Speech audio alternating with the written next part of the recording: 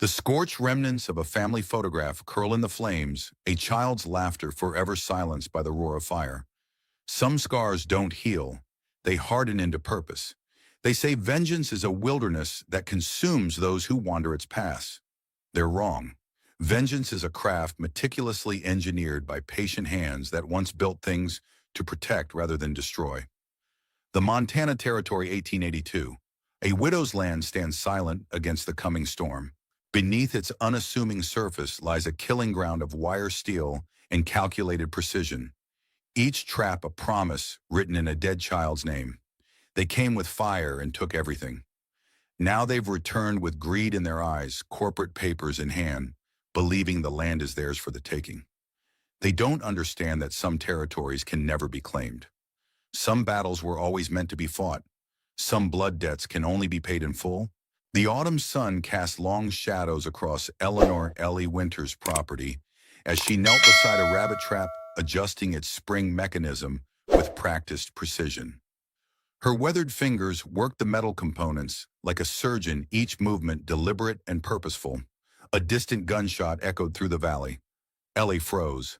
The sound punched through her concentration, sending her mind spiraling backward. Suddenly, she wasn't in the present anymore. Gunshots, smoke, screaming. Mommy! Mommy flames licking up the walls of her family home. Jackson's voice, "Run, Ellie, take Sam, and run." She closed her eyes and took 3 deep breaths, using the technique she'd learned to push away the memories. When she opened them again, she was back in the present alone at the edge of her property, with the trap half assembled before her. Not now, she whispered to herself. Stay focused. The trap was a marvel of engineering, far more sophisticated than needed for catching rabbits. Its trigger mechanism could detect the difference between a rabbit's weight and a fox's, preventing larger predators from stealing the catch. To anyone who might stumble upon it, the complexity would seem bizarre, excessive. But Ellie Winters didn't build simple things. With the trap reset, she gathered her tools and headed back toward her cabin, following a path only she could see through the tall grass. The property stretched for nearly 300 acres, bordered by pine forest to the north and a rocky ridge to the east. The main house sat in a small clearing near the center, with outbuildings arranged in a configuration that might seem random to an untrained eye. Nothing about Ellie's property was random. As she approached the cabin, she paused at an unremarkable-looking tree stump and reached inside a hidden compartment. Her fingers found a small lever, which she pulled twice. The click was barely audible, but she knew the signal had been transmitted through underground wires to the cabin ahead. The system disarmed the perimeter alarms long enough for her to cross safely. The cabin itself looked modest from the outside. A 2-story wooden structure with a wide porch and sturdy shutters. Only someone with trained eyes would notice the reinforced door hinges, the slightly angled windows designed to prevent direct sight lines inside, or the almost imperceptible tripwires running along certain approaches to the house. Inside, Ellie lit the oil lamps as twilight deepened outside. The main room combined kitchen and living areas with a large stone fireplace dominating one wall. She moved to a cabinet beside the hearth, unlocking it with a key she kept on a chain around her neck. Inside sat a leather-bound journal filled with intricate drawings, schematics for traps, alarm systems, and defensive configurations, far more sophisticated than simple rabbit snares. She added notes about the trap. She'd just modified her handwriting precise and technical. When finished, she closed the journal and locked it away. Dinner was simple, rabbit stew from yesterday's catch. She ate at the kitchen table, her Winchester rifle propped within arm's reach against the wall. After cleaning her dishes, she made one final check of the house's security systems before retiring upstairs. In her bedroom, she placed the rifle on brackets, mounted beside her bed, and changed into a simple nightgown. From the bedside table, she took a small frame photograph. A man with kind eyes and a strong jaw, his arm around a younger, smiling Ellie. A boy of about 9 sat perched on his shoulders, laughing. "Good night, Jackson," she whispered, running her thumb across the image. "Good night, Sammy." She placed the photograph face down on the table and blew out the lamp.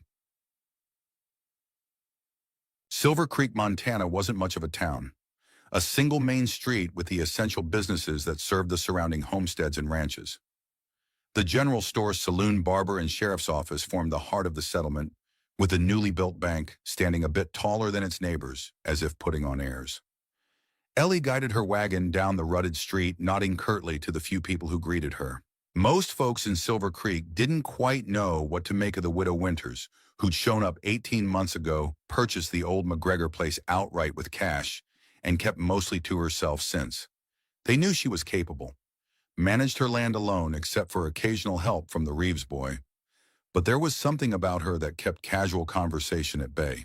She steered the wagon to the hitching post outside Reeves' General Store and secured her horses before gathering her list of supplies. The store's bell jangled as she entered, drawing a warm smile from the Sophia Reeves. "Ellie wasn't expecting you until next week," Sophia called from behind the counter. She was a handsome woman in her early 40s with dark hair streaked with silver at the temples and laugh lines that spoke of a life lived fully despite hardships. "Feed Sacktor. Lost half my grain to the elements." Ellie replied, handing over her list. Sophia scanned the items. "Got most of this in stock. The wire might be short. Everyone's reinforcing fences these days." "Problems with rustlers?" Ellie asked, though her tone suggested only casual interest. "Not exactly." Sophia lowered her voice, leaning closer. "It's these Black Rock mining men. Been buying up land all through the territory. Those who don't sell find themselves facing unfortunate accidents." Ellie's expression didn't change, but something hardened in her eyes.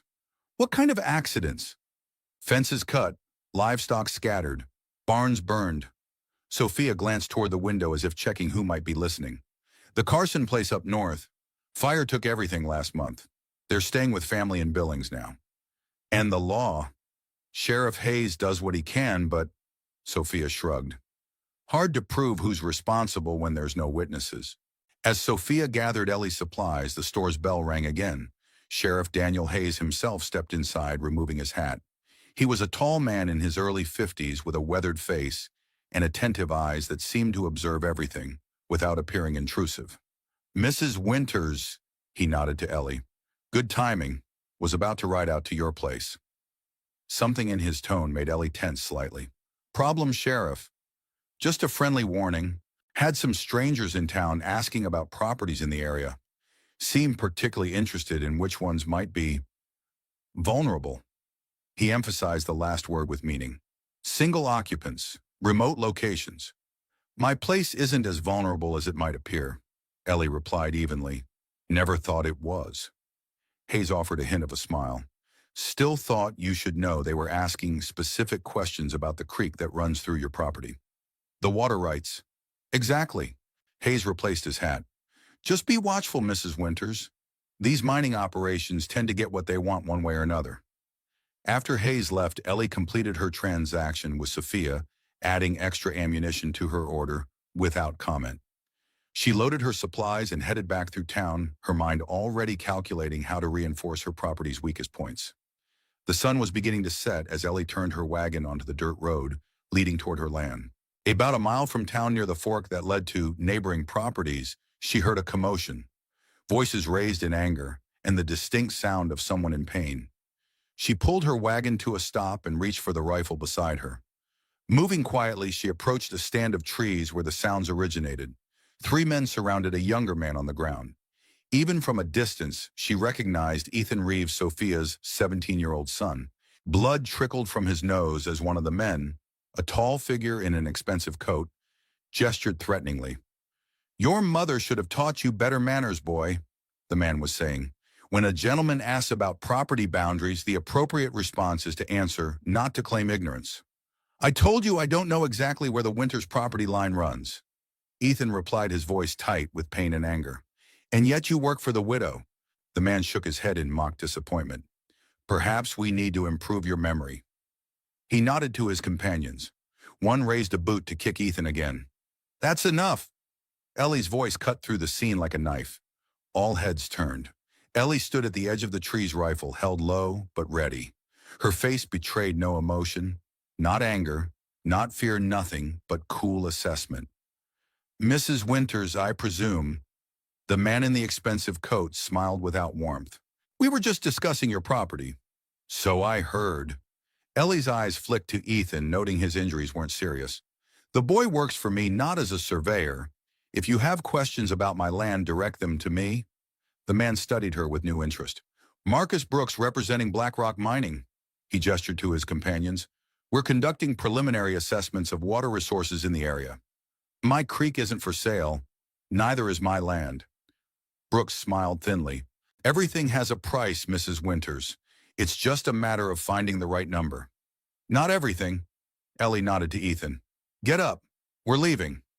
The boy scrambled to his feet, moving behind Ellie. Brooks stepped forward but stopped when Ellie shifted her rifle slightly. This isn't the end of our conversation, Brooks said, his tone hardening. BlackRock Mining has plans for this valley. Plans that will proceed with or without your cooperation. Threatening a woman with a loaded rifle doesn't seem like sound business strategy, Ellie replied calmly. Brooks laughed. I don't see any threats here, just a friendly business discussion that got overheated. He turned to leave, then paused. One piece of advice, Mrs. Winters. Ask around about what happens to those who stand in BlackRock's way. It might save us all some unpleasantness. After the men departed, Ellie helped Ethan to her wagon. The boy was shaken but trying hard not to show it. Thank you, Mrs. Winters, he said, dabbing at his bloody nose with a handkerchief. They came out of nowhere, started asking about your water rights property boundaries. You did right not telling them anything. She handed him the reins as they settled on the wagon seat. Can you drive? I want to keep my hands free. As they traveled toward her property, Ellie periodically scanned their back trail rifle across her lap. The encounter had shifted something inside her. Activated instincts she'd been suppressing for months. The men's interest in her property, coupled with Hayes's warning, suggested trouble was coming. By the time they reached her cabin, night had fallen.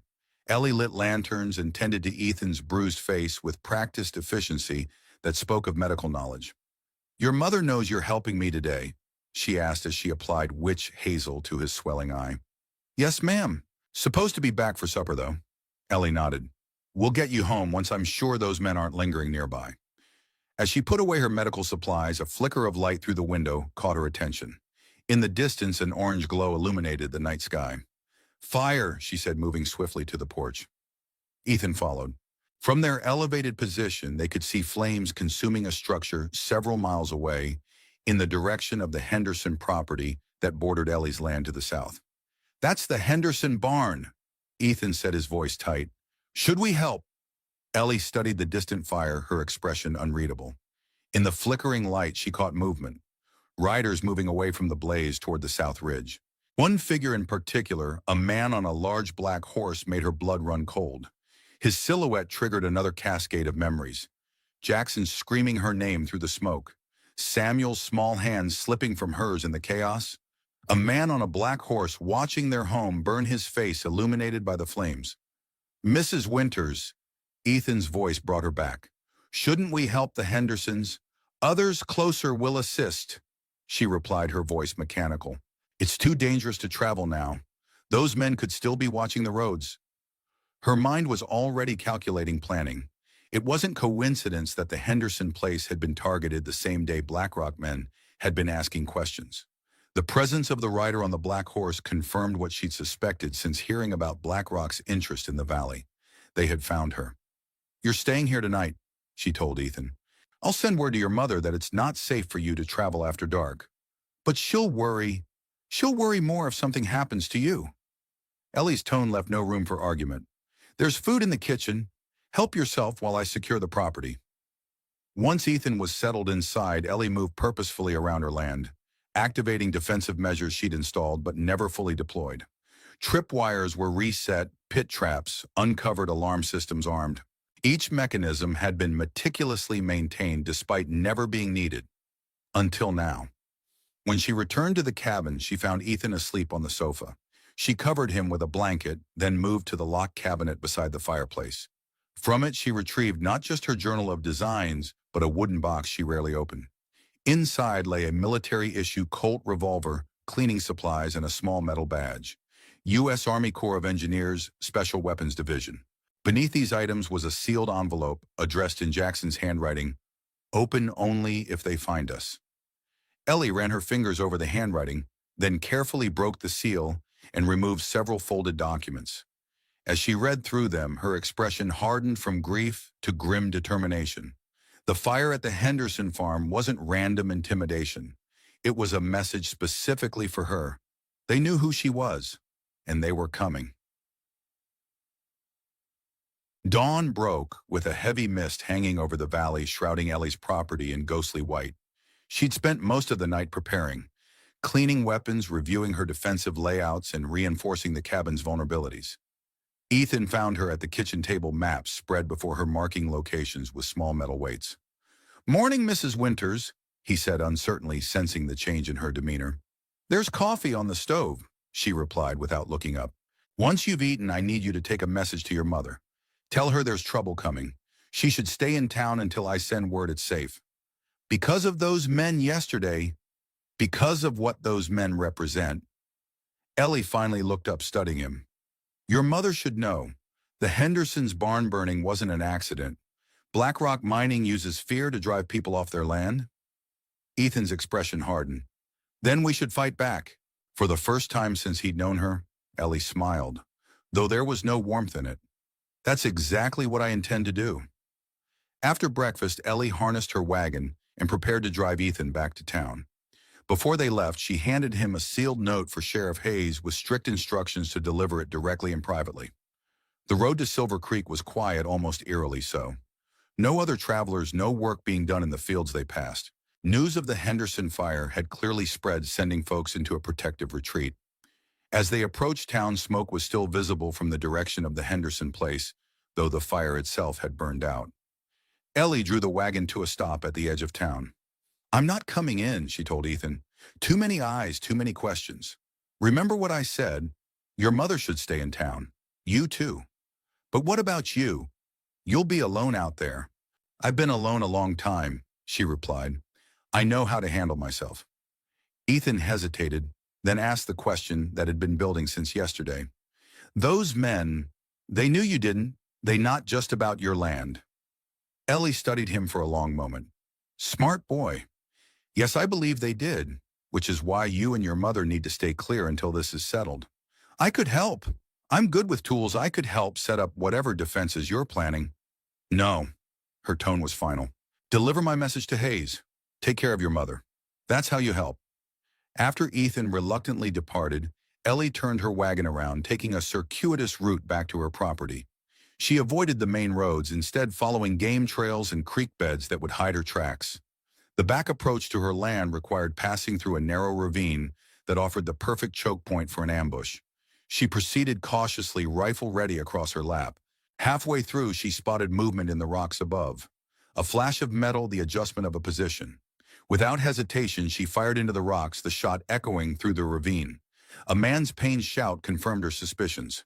Before the echo faded, she snapped the reins and urged the horses to a gallop, racing through the remaining stretch of ravine as bullets kicked up dirt behind her.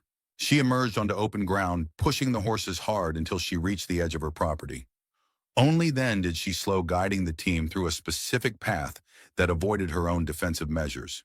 At the cabin, she quickly stabled the horses and entered through the back entrance, staying low and using the structure for cover. Inside, she moved immediately to the cabin's eastern window, using a small mirror to observe the approach from the ravine without exposing herself. Within minutes, 3 riders emerged from the tree line, men dressed like common ranch hands but moving with the coordinated precision of trained fighters. They paused at the edge of the clearing, studying the cabin and surrounding area. Ellie recognized their formations from her military days. These weren't simple intimidators. They were professionals, likely former soldiers turned hired guns, which meant BlackRock wasn't just sending a message. They were eliminating a specific threat. Her. She moved to a floor panel near the kitchen and lifted it, revealing a small underground compartment. Inside was a lever system connected to underground wires, the master control for her property's outer defensive ring.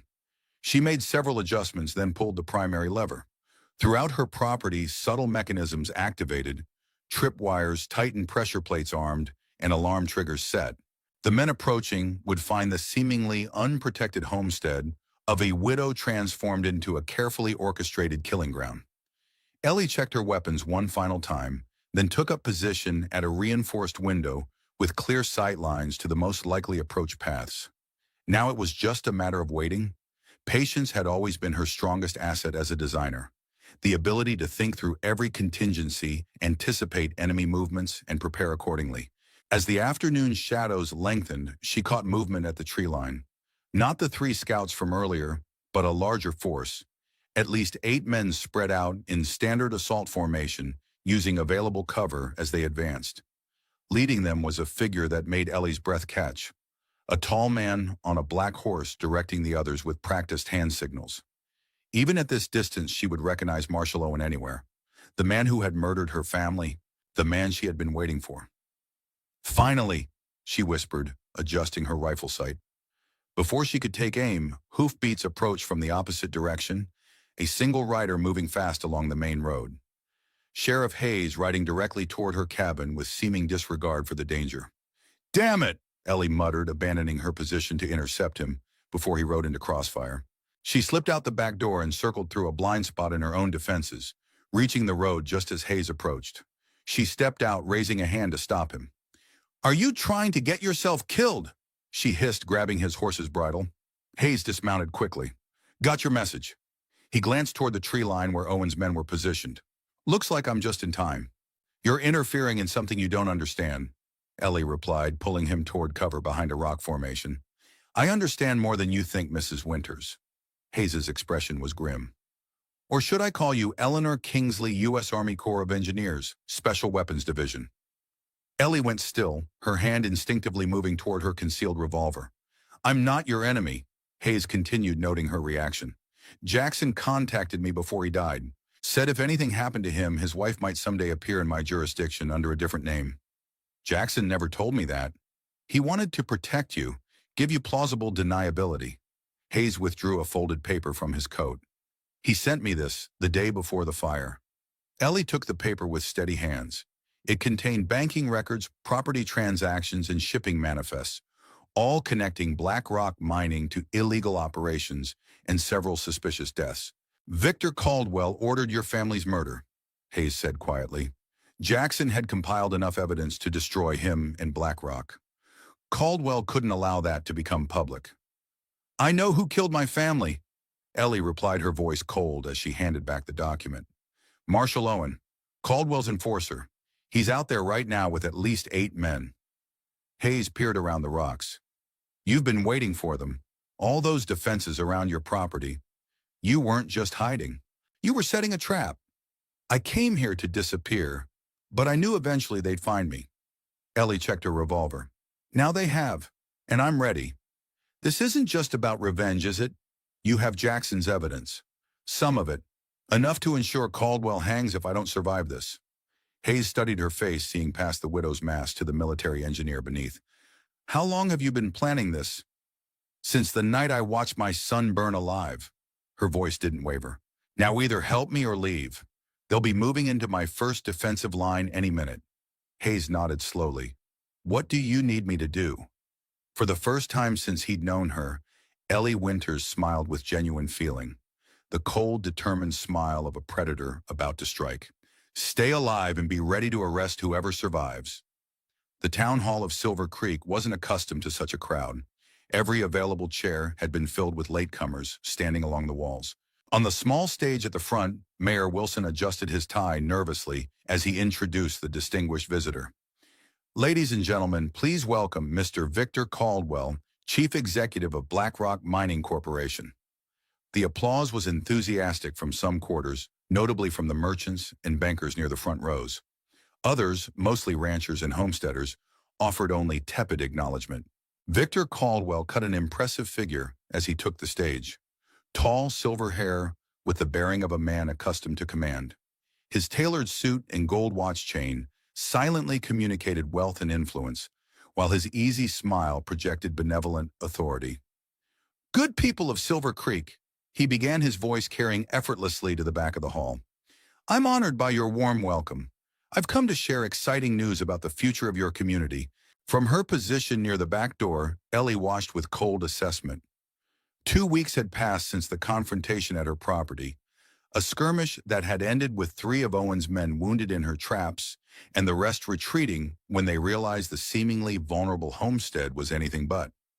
Owen himself had remained frustratingly beyond her reach, directing operations from a distance. Sheriff Hayes stood beside her, arms crossed, as he listened to Caldwell's practiced speech about progress, prosperity, and the bright future BlackRock mining would bring to Silver Creek. "What he's not saying," Hayes murmured for Ellie's ears alone, "is how they'll dam the creek, drain the aquifer, and leave nothing but tailings and toxic runoff when they're done. He's also not mentioning how many accidents follow BlackRock's negotiations," Ellie replied quietly. "4 properties burned in the last month. Henderson's still in the hospital from the beating he took trying to save his livestock." On stage, Caldwell had moved to the economic benefits of his proposal. BlackRock is prepared to offer employment to every able-bodied man in the county. The starting wage is twice what most of you currently earn from ranching. This announcement generated genuine excitement among many in the crowd. Silver Creek had been struggling with several hard winters and dropping cattle prices, pushing many families toward financial ruin. Additionally, Caldwell continued with a benevolent smile, "We're establishing a community development fund of $50,000 to be administered by your own town council for infrastructure improvements." Mayor Wilson's eyes widened at the figure, more money than Silver Creek had seen in a decade of tax collection. "He's buying them," Ellie observed, watching the crowd's reaction shift from skepticism to interest. "Can you blame them?" Hayes responded. "Most folks here are one bad season away from losing everything." As Caldwell opened the floor for questions, Ellie slipped quietly out the back door. The gathering had accomplished what she needed: confirmation that Caldwell himself had come to Silver Creek, not just his representatives. The fact that he appeared in person meant her actions at the homestead had escalated matters beyond what Owen could handle alone. Outside the town hall, Ellie moved purposefully down a side alley toward the temporary office BlackRock had established in a vacant storefront. With the entire town at Caldwell's presentation, the building would be minimally staffed, the perfect opportunity for what she had planned. The office door was locked, but Ellie made quick work of it with tools she'd concealed in her dress pocket. Inside, she found a typical mining company office: maps on the walls, filing cabinets, and a large desk dominated by engineering drawings. She worked methodically, examining documents and making notes in a small book. The mining plans confirmed Hayes' assessment. BlackRock intended to divert the entire watershed, effectively rendering all surrounding properties worthless without water access. In a locked drawer of the main desk, she found something more valuable: correspondence between Caldwell and various officials detailing bribes, threats, and problems resolved at previous BlackRock operations. One letter specifically mentioned the Kingsley situation and how it had been permanently addressed. Ellie's hands trembled slightly as she copied the relevant details. Written proof of Caldwell's involvement in her family's murder. Exactly what she needed to supplement Jackson's evidence. A noise from the front of the building alerted her. Footsteps approached, accompanied by voices. Ellie quickly replaced the documents, ensuring everything appeared undisturbed, then slipped into a storage closet moments before the office door opened. Through the slightly ajar closet door, she watched 2 men enter: Marcus Brooks, who had threatened Ethan, and another executive she didn't recognize. "Caldwell's got them eating from his hand," Brooks was saying. "Even the sheriff seemed impressed by the community fund offer." "50,000 is nothing compared to what we'll extract," the other man replied, pouring himself a drink from a crystal decanter. "The assay reports confirm it. Richest copper vein we've found in a decade, with silver and gold traces throughout." "What about the holdouts, the Winters woman in particular?" The second man shrugged. "Owen's handling it. After the fiasco 2 weeks ago, he's taking a more comprehensive approach." Meaning don't ask questions you don't want answers to." The man smiled coldly. "Just know that by month's end, we'll have clear title to every property we need." Ellie remained motionless in the closet, controlling her breathing as the men continued discussing operations. When they finally left for what they called the celebration dinner at the hotel, she waited several minutes to ensure they wouldn't return before emerging. The conversation had confirmed her worst fears. Owen was planning another attack, likely more brutal than the first. She needed to accelerate her own plans. Outside, darkness had fallen. The town meeting had concluded, with many residents now crowding the saloon to discuss BlackRock's proposals. Ellie kept to the shadows, making her way toward the sheriff's office, where Hayes had agreed to meet her after the presentation. She found him at his desk, examining the notes she'd taken during her infiltration of the BlackRock office. This matches what Jackson sent me, he said, looking up as she entered. But it won't be enough in court. Mining companies own most judges in the territory. I don't need a court to administer justice to Owen, Ellie replied, removing her gloves. Caldwell will come later. Hayes studied her face. You're talking about murder, Ellie. I'm talking about execution. Owen burned my son alive. He shot Jackson in the back as he tried to save our boy. Her voice remained steady, but her eyes burned with cold fury. The law can handle Caldwell if we give it the right evidence. Owen answers to me. Hayes sighed, running a hand through his graying hair.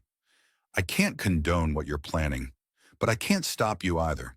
He tapped the notes. I've been tracking Owen since you identified him. He's got a camp set up in the old Sullivan mining cabin, about 8 miles south of your property. At least 6 men with him. Numbers. Professional gunmen, all of them. Ex-military or border fighters. Hayes hesitated. They're expecting you to be holed up at your place. They don't know about your background. Good, let them underestimate me. Ellie studied the rough map Hayes had drawn of Owen's location. I'll need supplies from my cache in town. Hayes nodded toward a storage room. Already brought them over. Wasn't sure what exactly you needed, so I got everything from your list. Anturm. The storage room contained several wooden crates Ellie had secretly deposited with Hayes months earlier.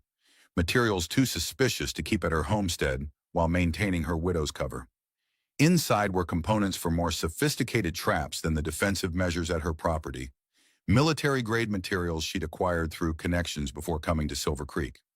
One more thing, Hayes said, unlocking a cabinet behind his desk. Found this in BlackRock's previous operating territory. He pulled out a wanted poster with a sketch of a woman who resembled Ellie, though, with darker hair and different features. The name read Eleanor Kingsley, with armed and dangerous stamped beneath it. They've been looking for you specifically, Hayes continued. This isn't just about land acquisition. Caldwell wants you dead because of what you know. What I know died with Jackson, Ellie replied, studying the poster.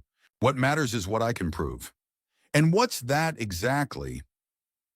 That BlackRock's mining operations in Colorado weren't just destructive, they were deadly, intentionally so. She met Hayes's questioning look.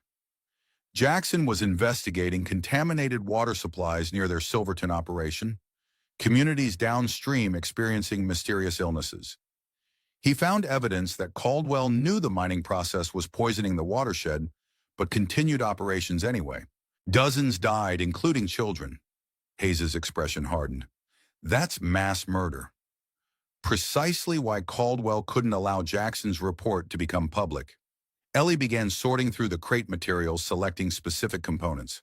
I need 3 days to prepare. Then I'm going after Owen.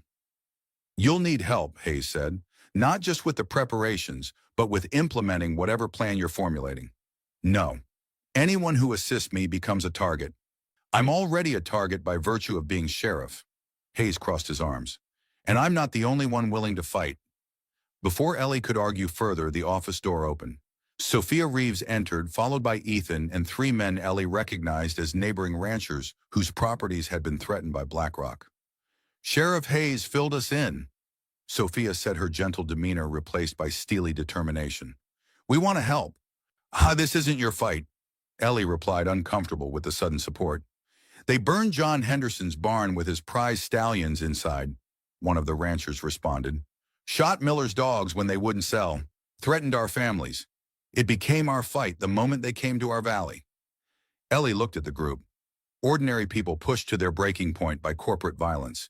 She recognized the same determination she'd seen in frontier communities during her military service. The line where peaceful citizens became fierce defenders of their homes. What I'm planning isn't conventional defense, she said carefully. I was a military engineer. I designed specialized systems, traps. Ethan said, eyes brightening with understanding. That's why your rabbit snares are so complex. You're not just a widow. You're some kind of military trapper. Ellie met Sophia's questioning gaze. I designed defensive perimeters for forward operating bases, specialized in anti-personnel systems that could be implemented with minimal manpower. She paused. What you're volunteering for isn't just dangerous. It may not be entirely legal. Legal? Sophia's laugh held no humor. Black Rock burned families out poison wells, beat men half to death. Don't talk to me about legal. Hayes interjected. Everything we do will be within the bounds of defensive action. These people have the right to protect their homes, Ellie. Ellie studied each face, seeing the cost of refusal. If she rejected their help, they would still fight, just without her expertise, likely getting themselves killed in the process. At least with her guidance, they stood a chance. All right, she conceded, but we do this my way, exactly my way.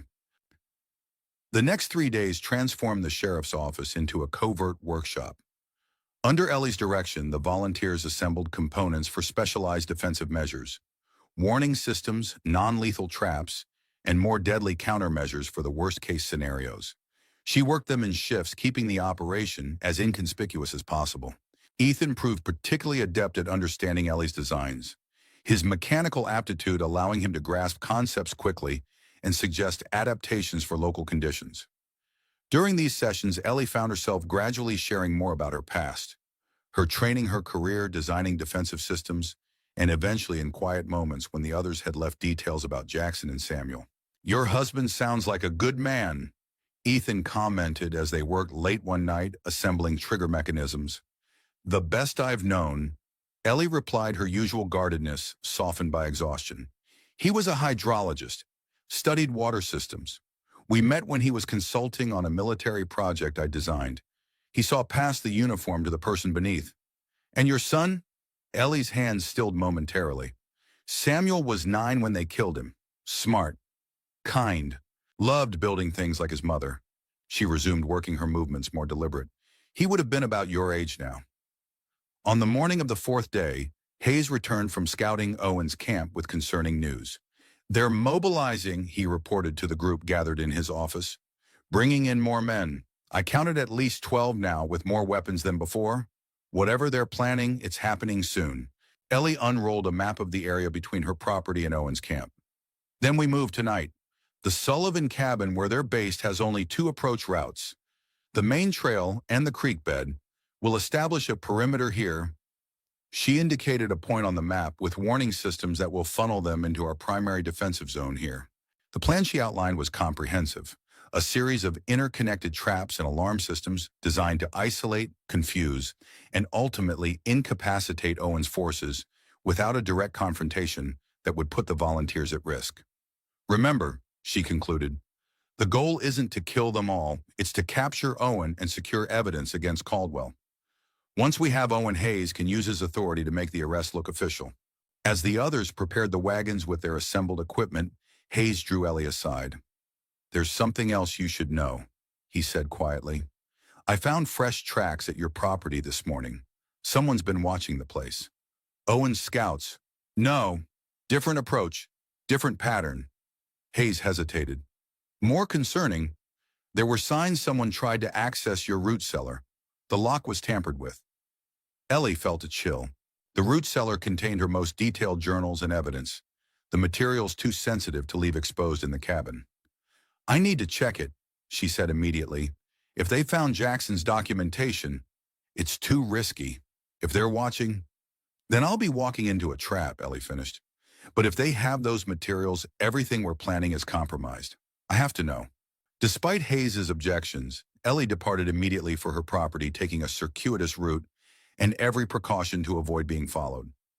As she approached her land boundaries, she abandoned her horse in a concealed location and proceeded on foot using the hidden paths only she knew. The property appeared undisturbed, but Ellie took nothing at face value. She circled the perimeter, checking her warning systems. All still in place, none triggered. Either the intruders had been exceptionally skilled at avoiding her measures, or Hayes had misinterpreted the signs. The root cellar door showed subtle marks around the lock. Someone had indeed attempted entry, but apparently failed. Ellie used her key, entering cautiously with her revolver drawn. Inside, everything appeared intact at first glance. Her journals sat in their usual places. The locked chest containing Jackson's documentation was undisturbed.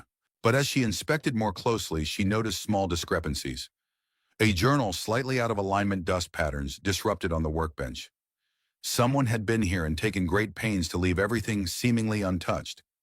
But what had they found? What had they learned?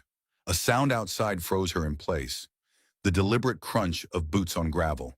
Not bothering with the lantern, Ellie quickly secured the most essential documents inside her coat and moved to the cellar's secondary exit, a narrow tunnel originally built as a cold storage extension that she had modified into an emergency escape route. The main cellar door opened just as she pulled the concealed lever that unlocked the tunnel entrance. Light from a lantern spilled into the space as Ellie silently backed into the tunnel, pulling the false wall closed behind her. Through a tiny observation port in the false wall, she watched as two men entered. Neither was Owen, but she recognized one as Brooks from the BlackRock office. "She's got this place rigged like a fortress," the second man was saying. "Counted at least 6 tripwires just approaching the main house." "Forget the house," Brooks replied, examining the workbench with interest. "Caldwell wants her documentation. Jackson Kingsley's evidence. Already searched. Nothing obvious." "Because it wouldn't be obvious." Brooks ran his hands along the shelving, checking for hidden compartments. The woman was military intelligence. She wouldn't leave sensitive materials where any intruder could find them. Ellie watched tensely as Brooks systematically searched the cellar, coming dangerously close to the chest she kept locked in a concealed floor compartment. If he found that, he would discover duplicates of Jackson's most damning evidence. A noise from outside distracted the men, voices calling from the direction of the main house. "Marshall wants us back," the second man said. "Says they've tracked her to town. She's not coming back here." Brooks looked around the cellar one last time. "We'll burn it all tonight. House, outbuildings, everything. If we can't find the documentation, we'll destroy it." After they left, Ellie remained in the tunnel for several minutes, ensuring they were truly gone, before emerging. Their conversation confirmed her worst fears. Owen knew about her activities in town and was planning to eliminate both her and any evidence simultaneously. More concerning was the mention of Caldwell's specific interest in Jackson's documentation, suggesting he knew exactly what evidence might still exist. The fact that Brooks hadn't found the floor compartment was small comfort given their plans to burn everything. Ellie quickly gathered the essential materials from her various hiding places: journals, maps, and most importantly, the sealed waterproof case containing Jackson's original research on the Colorado poisonings. She had kept it separate from the copies, insurance against exactly this scenario. As she prepared to leave through the tunnel exit, a realization struck her. Owen's men had said they tracked her to town, which meant they were following her movements, likely aware of the activities at the sheriff's office. The trap she had so carefully planned might now be reversed with her allies walking into an ambush. Emerging from the tunnel's exit in a dense thicket behind the property, Ellie moved quickly but cautiously toward her hidden horse. The sun was beginning to set, casting long shadows across the landscape. The same time her team would be mobilizing for their night operation. She needed to warn them, but returning directly to town would likely mean being followed or intercepted. Instead, she headed west away from both her property and Silver Creek before cutting north through difficult terrain that would disguise her approach to town. Night had fully fallen by the time she reached the outskirts of Silver Creek. Rather than entering openly, she left her horse at a friendly farmer's property and approached on foot through back alleys. The sheriff's office was dark, not the arranged meeting point anyway, as they'd planned to gather at an abandoned mill outside town for better secrecy. Still, the darkness felt wrong. Hayes always kept a lamp burning, even when absent. Ellie drew her revolver and approached cautiously, using shadows for cover. The office door was slightly ajar, another warning sign. Hayes was meticulous about security. Inside, darkness concealed the details, but Ellie's other senses detected the metallic smell of blood and the soft sound of labored breathing. She struck a match, lighting a wall lamp to reveal a scene that stopped her heart. Hayes lay sprawled behind his desk, blood pooling beneath him from multiple wounds. His gun was still in his hand, and 2 dead men in BlackRock mining clothes lay nearby. He had fought back hard. "Ellie!" he gasped as she knelt beside him, examining his wounds. "Trap. Way, they knew." "Don't talk," she instructed, tearing strips from her petticoat to staunch the bleeding from a chest wound. "Where are the others?" "Sophia, Ethan." Hayes coughed, blood flecking his lips. "Took them. Sullivan cabin." "Owen?" He gripped her wrist with surprising strength. "Wanted you to follow. Expecting you." Ellie's mind raced, calculating options, consequences. Owen had outmaneuvered her, using her allies as bait. The trap she'd planned had been turned against her. How many men? she asked, continuing to bind Hayes' wounds. 15, maybe more. Hayes' breathing grew more labored. Professionals, military. I need to get you to a doctor. Hayes shook his head weakly. No time. They'll kill the hostages at dawn if you don't come alone. His eyes found hers, desperate to communicate. Sophia's boy. They shot him when he fought back. Not dead, but bad. Boy needs help first. Ethan wounded, possibly dying. Sophia and the others captive. All because they had tried to help her. The weight of it threatened to crush Ellie's careful control, but she forced herself to think like the military strategist she'd once been, not the grieving mother she'd become. I'll get them out, she promised, completing the bandaging. But first I need to make sure you don't bleed out while I'm gone. As she worked to stabilize Hayes, her mind formulated and discarded plans. The carefully orchestrated trap they'd prepared was useless now. Owen would be expecting those techniques. She needed something different, something he couldn't anticipate. Once Hayes was stable and hidden in a more secure location, Ellie gathered what supplies she could salvage from their workshop. Most of their specialized equipment had been taken, presumably now in Owen's possession, but enough components remained for what she had in mind. The doctor arrived in response to the note she'd sent, promising to care for Hayes and keep his presence secret. As Ellie prepared to leave, Hayes caught her hand one last time. Don't go alone, he whispered. It's suicide. I won't be alone, she replied, her expression unreadable. I'll have Jackson and Samuel with me. The Sullivan cabin sat in a remote valley south of Silver Creek, originally built by prospectors who had abandoned the site when their claims proved worthless. Its isolation made it perfect for Owen's purposes. Far from prying eyes with clear sight lines to detect approach from any direction. What Owen didn't know was that Ellie had operated in this exact territory during her military service, mapping escape routes for threatened outposts. She knew the terrain intimately, including features that wouldn't appear on any standard map. She approached from the north using a steep ravine that local wisdom considered impassable. In darkness with minimal equipment, it was a dangerous route. A fall would mean certain death on the rocks below. But it offered the one thing Ellie needed most: surprise. Near the top of the ravine, she established her first position, a vantage point that allowed observation of the cabin and surrounding area without exposing herself. Through her field glasses, she counted at least 8 guards on rotation, with more certainly inside. Lights burned in the cabin windows, silhouettes moving within. Most critically, she spotted a small outbuilding where 2 armed men stood guard, likely where the hostages were being held. A third building, once a storage shed, showed signs of medical activity. A lantern moving inside figures carrying water and what appeared to be bandages. Ethan. Ellie's chest tightened at the confirmation that the boy was indeed wounded, perhaps critically. The need to reach him battled with the strategic requirement to plan carefully. Rushing in would only result in all of them dying. She watched until the guard rotations became clear, noting patterns and vulnerabilities. Owen ran a tight operation.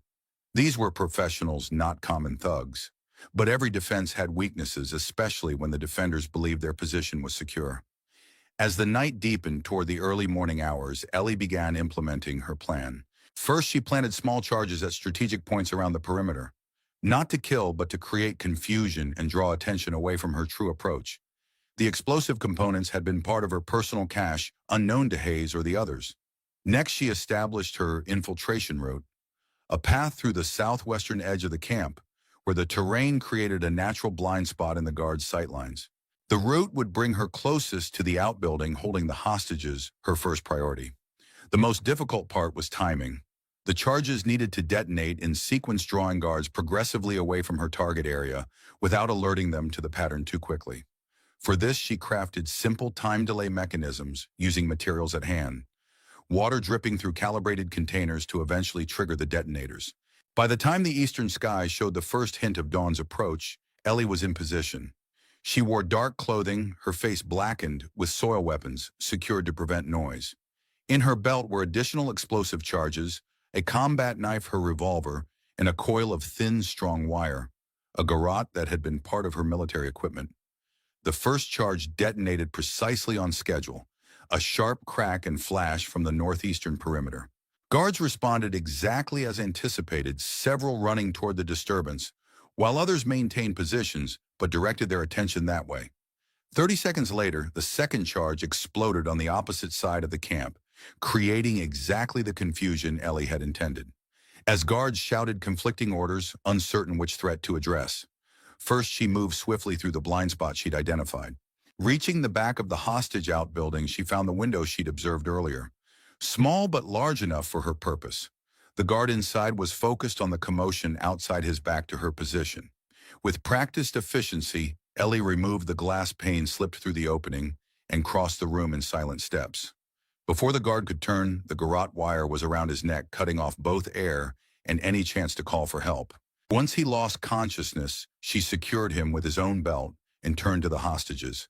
Sophia and two ranchers sat bound to chairs, gagged but conscious. Their eyes widened at Ellie's appearance. "Where's the third rancher?"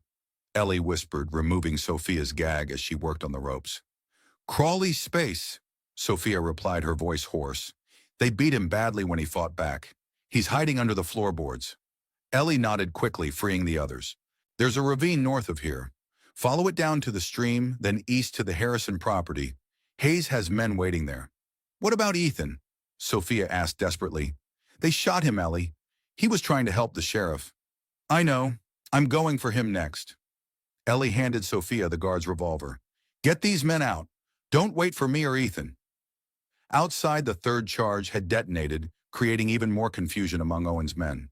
Ellie slipped from the outbuilding, keeping to shadows as she made her way toward the storage shed, where she believed Ethan was being held. This approach was more exposed, requiring her to time her movements between guard rotations. Twice she froze in place as searchers passed within feet of her position, their attention focused on the perimeter breaches, rather than what might already be inside their camp. At the storage shed, a single guard stood watch, more lightly defended than she'd expected, suggesting Ethan's condition might be worse than feared. No one expects a mortally wounded boy to escape. Ellie approached from behind, using the knife this time, rather than the garrote. The guard died silently, never seeing what struck him. She dragged the body into shadows before entering the shed. Inside, illuminated by a single lantern, lay Ethan on a crude pallet. His skin was pale, shirt soaked with blood, despite bandages wrapped around his chest. A man in a doctor's coat bent over him, administering what appeared to be morphine. The man looked up at Ellie's entrance, reaching for a gun, before recognizing the knife already at his throat. "How bad?" Ellie asked, nodding toward Ethan. The doctor swallowed. "Bullet punctured his lung. He needs real medical attention, or he'll drown in his own blood by morning." "Can he be moved?" "It might kill him." "Staying will definitely kill him." Ellie pressed the knife harder. "You're coming with us. Keep him alive, and I'll let you live." Outside, the pattern of shouts had changed. The guards had discovered the hostage's escape. Time was running out. With the doctor's help, Ellie improvised a stretcher from a door pulled off its hinges. They carried Ethan out into the pre-dawn darkness, using the continuing confusion to make their way toward Ellie's planned escape route. They had almost reached the edge of the camp when a voice Ellie recognized too well called out behind them. "That's far enough, Mrs. Kingsley." Marshal Owen stood 20 yards away, revolver aimed directly at her. Unlike his men, he appeared completely calm, unaffected by the chaos she'd created. "Should have known it was you the moment we found those traps at your property." He continued, approaching slowly. "Military-grade work. Exactly what I'd expect from the Army's best defensive engineer." Ellie positioned herself between Owen and Ethan's stretcher. "Tell your doctor to keep moving," she said to Owen. "The boy's innocent in this." Owen laughed. "No one's innocent here. The boy, the sheriff, the whole town. They chose sides when they helped you."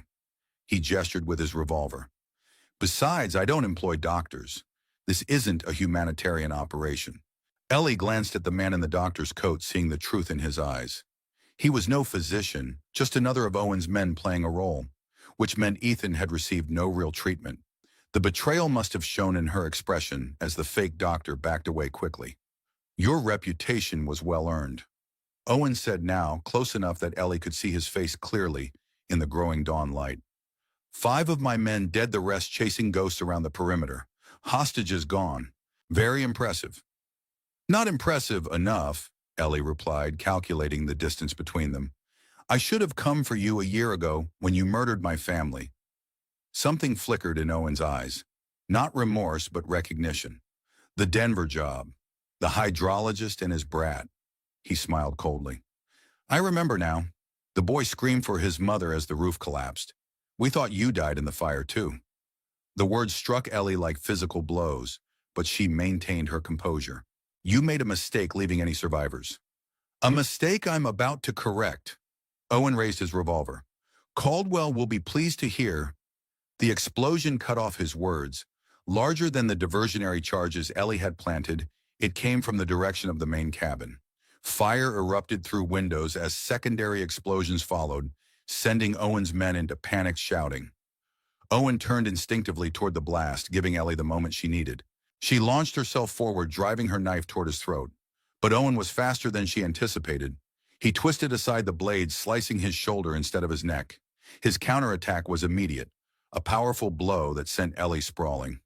You think I didn't check for additional explosives? He snarled, advancing on her. I found your little surprises. Move them to more appropriate locations. Ellie scrambled to her feet, drawing her revolver, but Owen kicked it from her hand before she could aim. They circled each other in the growing firelight, from the burning cabin, Owen's greater size and strength, balanced by Ellie's speed and desperation. Your husband begged for his son's life, Owen taunted, lunging forward.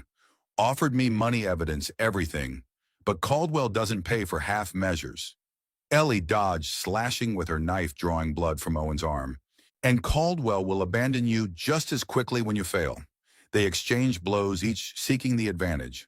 Owen's experience in direct combat showed he moved with practiced efficiency, each strike calculated. But Ellie fought with the accumulated rage of a year's planning, seeing Samuel's face in her mind with every attack. The fight shifted toward Ethan's stretcher, where the boy lay unconscious, unaware of the deadly struggle happening feet away. As Owen drove Ellie back with a series of powerful blows, she found herself against the stretcher, nowhere left to retreat. Owen smiled, sensing victory. First you, then the boy, then I burn what's left of your evidence and collect my bonus from Caldwell. He lunged forward in what should have been a finishing blow, but Ellie had been waiting for exactly this moment. She dropped to one knee beside Ethan, her hand finding a thin wire she'd threaded through the stretcher frame earlier. As Owen's momentum carried him forward, she pulled the wire. The final explosive charge she'd hidden beneath the stretcher detonated, smaller than the others but at point-blank range. The blast caught Owen, directly throwing him backward in a spray of blood and debris. The explosion was carefully calculated, directed away from Ethan, but the concussion still jolted the boy into semi-consciousness. His eyes fluttered open as Ellie gathered him into her arms, abandoning the damaged stretcher. Mrs. Winters, he mumbled through blood-flecked lips. I've got you, she replied, lifting him with strength, born of desperation.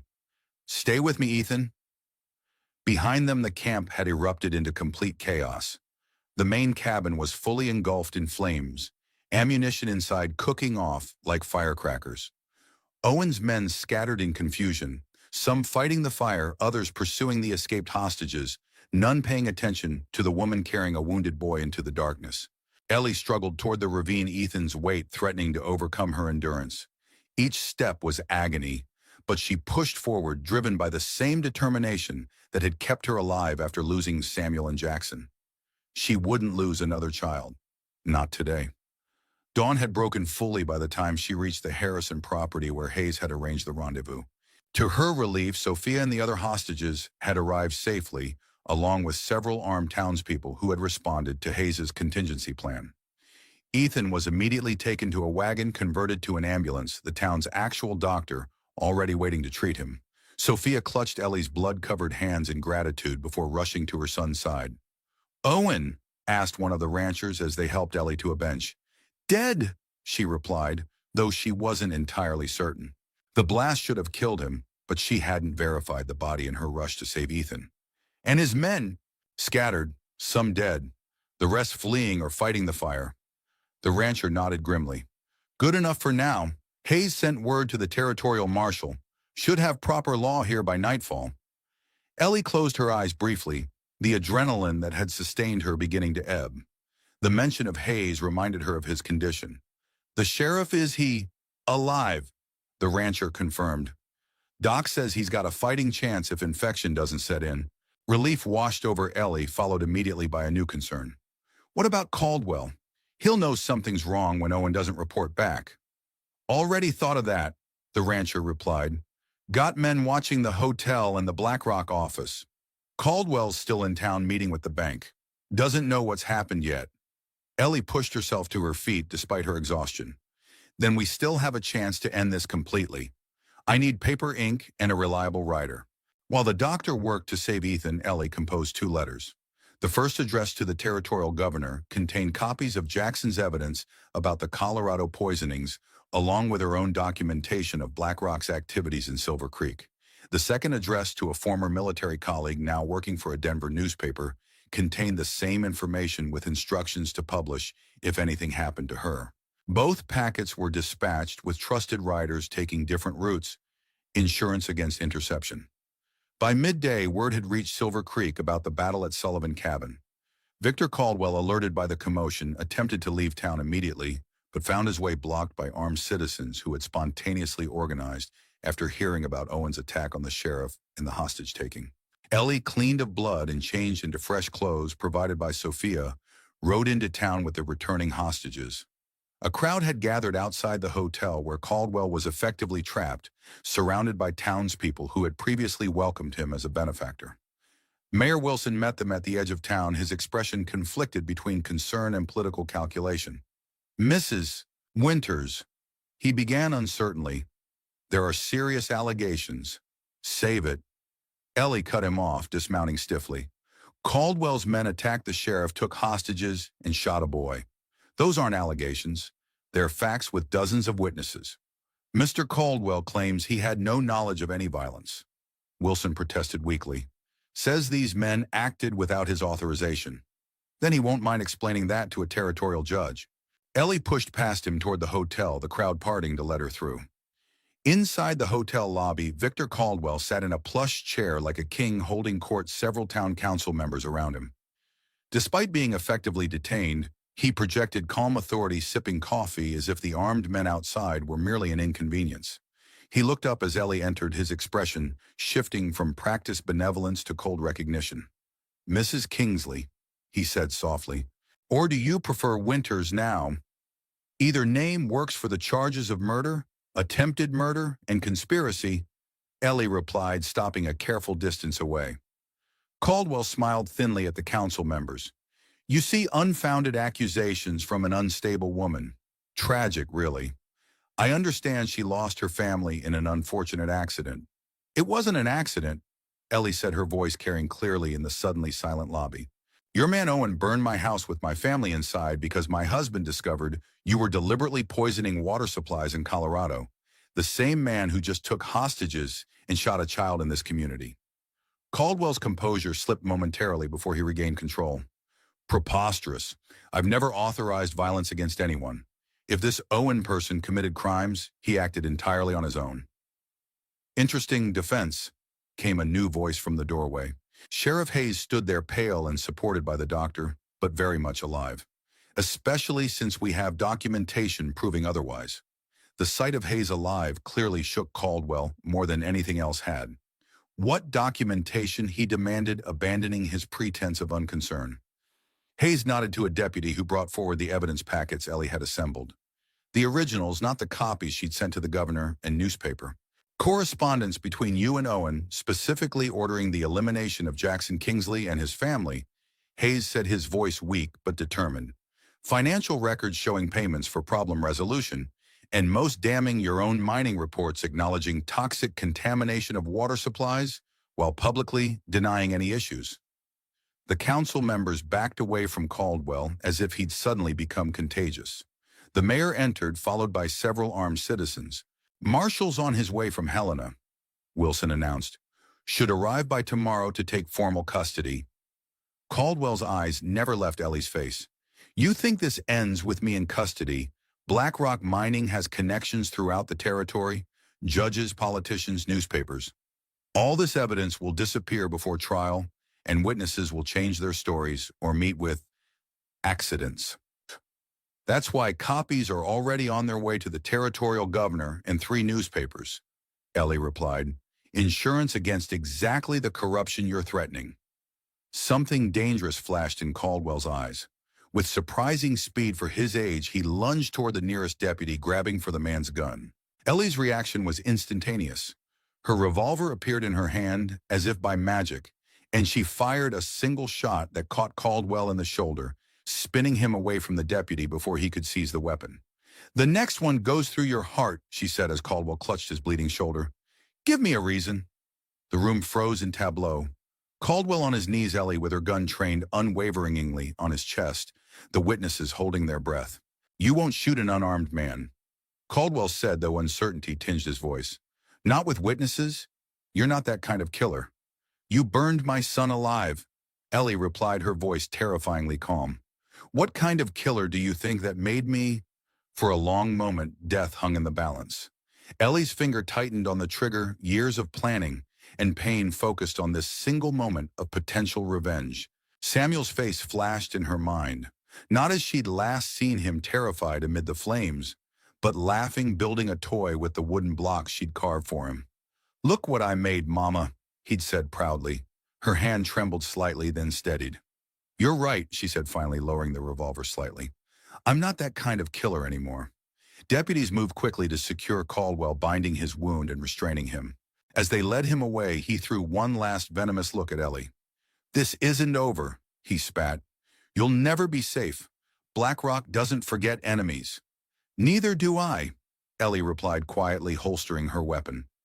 As the hotel emptied, Hayes approached her, looking ready to collapse but determined to speak. "You had him dead to rights," he said softly. "No one would have questioned it after what he tried." Ellie nodded. "Part of me wanted to. The part that's lived for revenge this past year." She looked toward the door where Caldwell had been taken. "But Samuel deserved better than to have his memory end with another killing. Jackson, too." Hayes studied her face. "What will you do now?" It was a question Ellie hadn't allowed herself to consider until this moment. For a year, every action, every decision had been focused on finding her family's killers. With that purpose now fulfilled, she felt strangely untethered. "First, I'm checking on Ethan," she replied. "After that, Torney," she shrugged. "I honestly don't know." Outside the town of Silver Creek buzzed with activity, riders carrying news to outlying properties, impromptu celebrations, as word spread about Caldwell's arrest and the defeat of his men at Sullivan Cabin. Citizens who had wavered in their loyalty now proclaimed they had always suspected BlackRock's intentions. Ellie moved through it all, like a ghost, acknowledged but separate. She made her way to the doctor's house where Ethan had been taken, finding Sophia sitting vigil beside her son's bed. "How is he?" Ellie asked from the doorway. Sophia looked up, exhaustion etched in every line of her face. "Alive. Doc says the bullet missed his heart by less than an inch." She managed a weary smile. "Says he's young and strong. Good chance for full recovery if infection doesn't set in." Ellie approached the bed slowly. Ethan lay unnaturally still, his breathing shallow but steady, fresh bandages covering his chest wound. He looked younger in unconsciousness, reminding her painfully of Samuel. "I'm sorry," Ellie said softly. "He should never have been involved in this." "He made his choice," Sophia replied, taking Ellie's hand. "We all did. Ethan believes in standing up for what's right, just like his father did." She squeezed Ellie's fingers. "Just like you taught him." "I never meant to teach anyone anything." "But you did. More than you know." Sophia gestured toward the window where townspeople could be seen gathering in the street. "Look at them. A week ago, they were ready to sell their souls to BlackRock. Now they're standing together, protecting their own." Before Ellie could respond, a commotion arose outside. Shouts of alarm and warning. She moved to the window, seeing people running toward the north end of town, pointing at something in the distance. "Fire!" someone yelled. "Fire at the Winters place!" Ellie's blood ran cold. She rushed outside, shading her eyes against the afternoon sun. In the distance, dark smoke billowed from the direction of her property. Too much smoke for a small fire. "They're burning everything," she said, more to herself than anyone around her. A rider galloped into town, skidding to a stop when he spotted Ellie. "Mrs. Winters, it's your place. All of it's ablaze. Barn house, everything." "Owen's remaining men," Hayes said, appearing beside her, despite the doctor's protest that he should be resting. "Final revenge," Ellie watched the distant smoke for a long moment, feeling the eyes of the townspeople on her. They expected grief, anger, some reaction to the destruction of her home. Instead, she felt a strange lightness. The property had only ever been a means to an end, a base for her vengeance, not a home. The true repositories of her memories, Jackson's evidence, her critical journals, were already saved either with her or in the packets sent to the governor. "Let it burn," she said finally. It served its purpose. As night fell over Silver Creek, Ellie sat alone on the doctor's porch, watching stars appear in the darkening sky. The events of the past days had left her physically exhausted, but mentally alert, her thoughts circling through possibilities now that her mission of vengeance was complete. The door opened behind her and Sheriff Hayes emerged, moving stiffly, but with more strength than earlier. Marshall's men just arrived ahead of him. He reported, easing himself into a chair beside her. "They've secured Caldwell and the Black Rock office. Found more evidence. Seems our friend was keeping records of all his illegal activities." "Arrogance," Ellie replied. "Men like Caldwell believe they're untouchable. This one wasn't." Hayes studied her profile in the dim light. "There's talk in town about rebuilding your place. Folks feel they owe you that much at least." Ellie shook her head slightly. "I didn't come here to build a life. I came to find justice. And now you found it. What comes next?" The question hung between them as crickets chirped in the darkness. For the first time in over a year, Ellie had no plan, no clear objective driving her forward. "I don't know," she admitted finally. "I've been living for revenge so long, I'm not sure I remember how to live for anything else." Hayes nodded understanding. "Jackson wouldn't want that for you. Neither would your boy."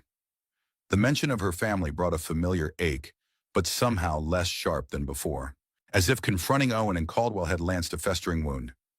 "No, they wouldn't," she agreed softly. The conversation was interrupted by the doctor emerging from inside, looking tired but satisfied. "The Reeves boy is awake," he announced. "Asking for you, Mrs. Winters." Inside, Ethan lay propped against pillows, his face pale but his eyes alert. Sophia dozed in a chair beside the bed, exhaustion having finally overcome her vigilance. "Mrs. Winters," Ethan whispered as Ellie approached, careful not to wake his mother. "They said you got us out, that you fought Owen." "Rest," Ellie replied, adjusting his blanket with an instinctive maternal gesture. "There'll be time for stories later. They burned your place." His voice was weak but concerned. "All your things." "Just things," she said. "What matters is that you're recovering." Ethan's fingers weakly caught hers. "Thank you for saving us, for teaching me." "Teaching you?" Ellie asked, confused. "How to be brave," he replied simply, his eyes already drooping with renewed exhaustion. "How to fight for what's right, no matter the cost." As the boy drifted back to sleep, Ellie remained beside the bed, his words echoing in her mind. She had never intended to teach anyone anything, had deliberately isolated herself to focus on her mission of revenge.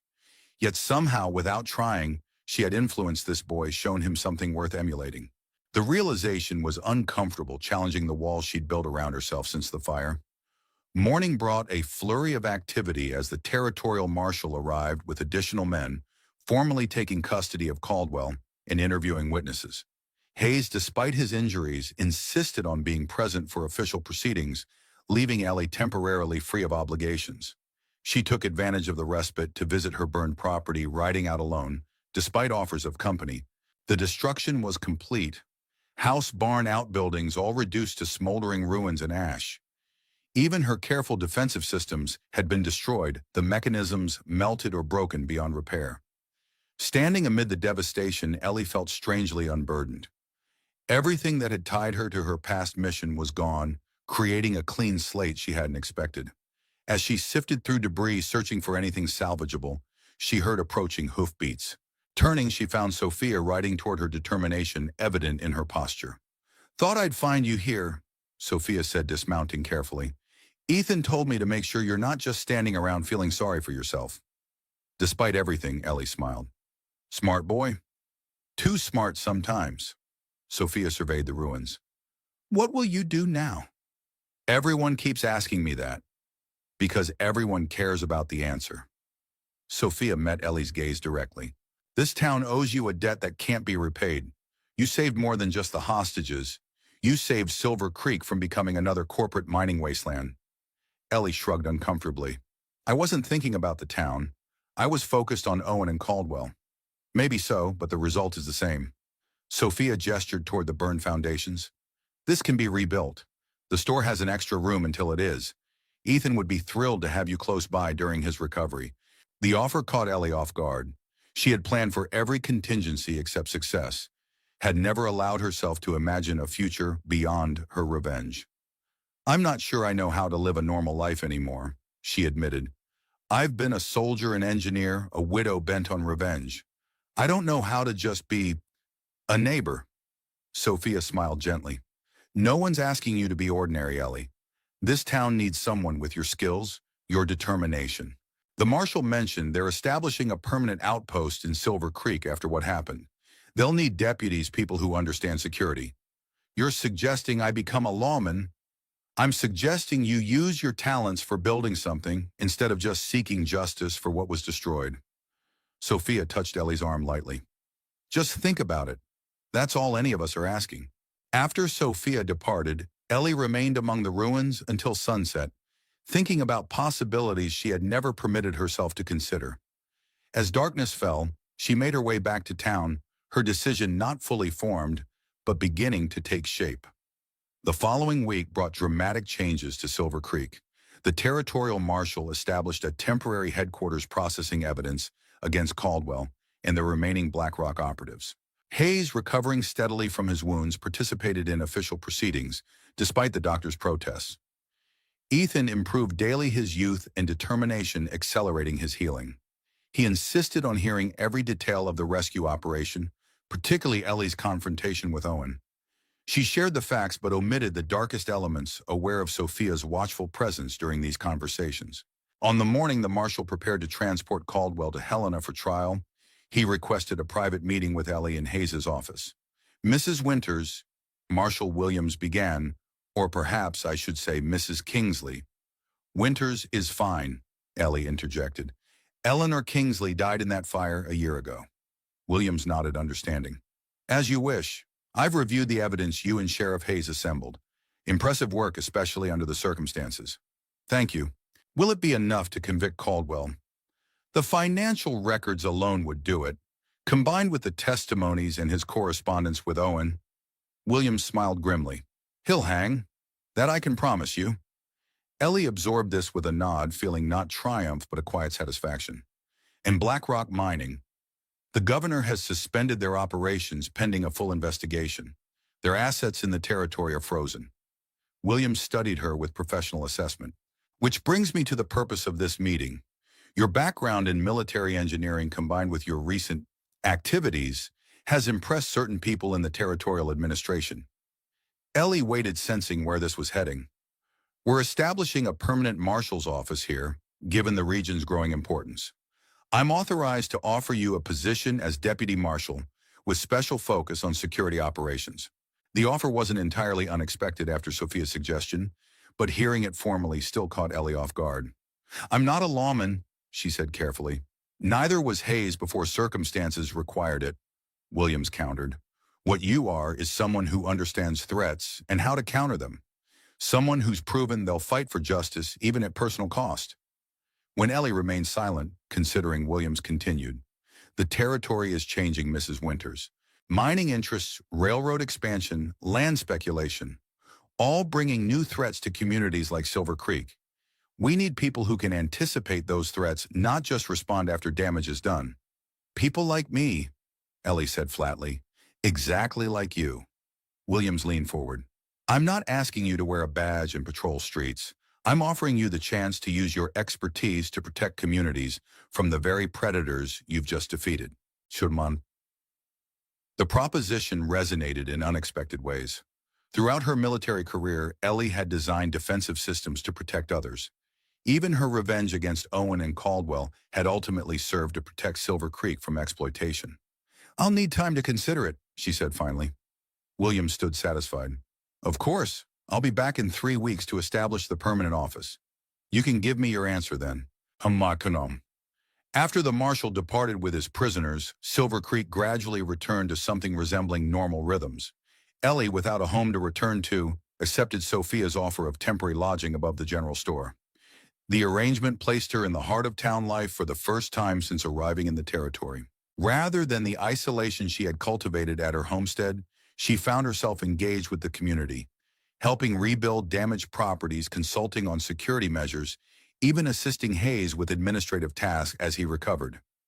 Ethan, once strong enough to leave his bed, became her unofficial assistant, eager to learn more about her engineering background.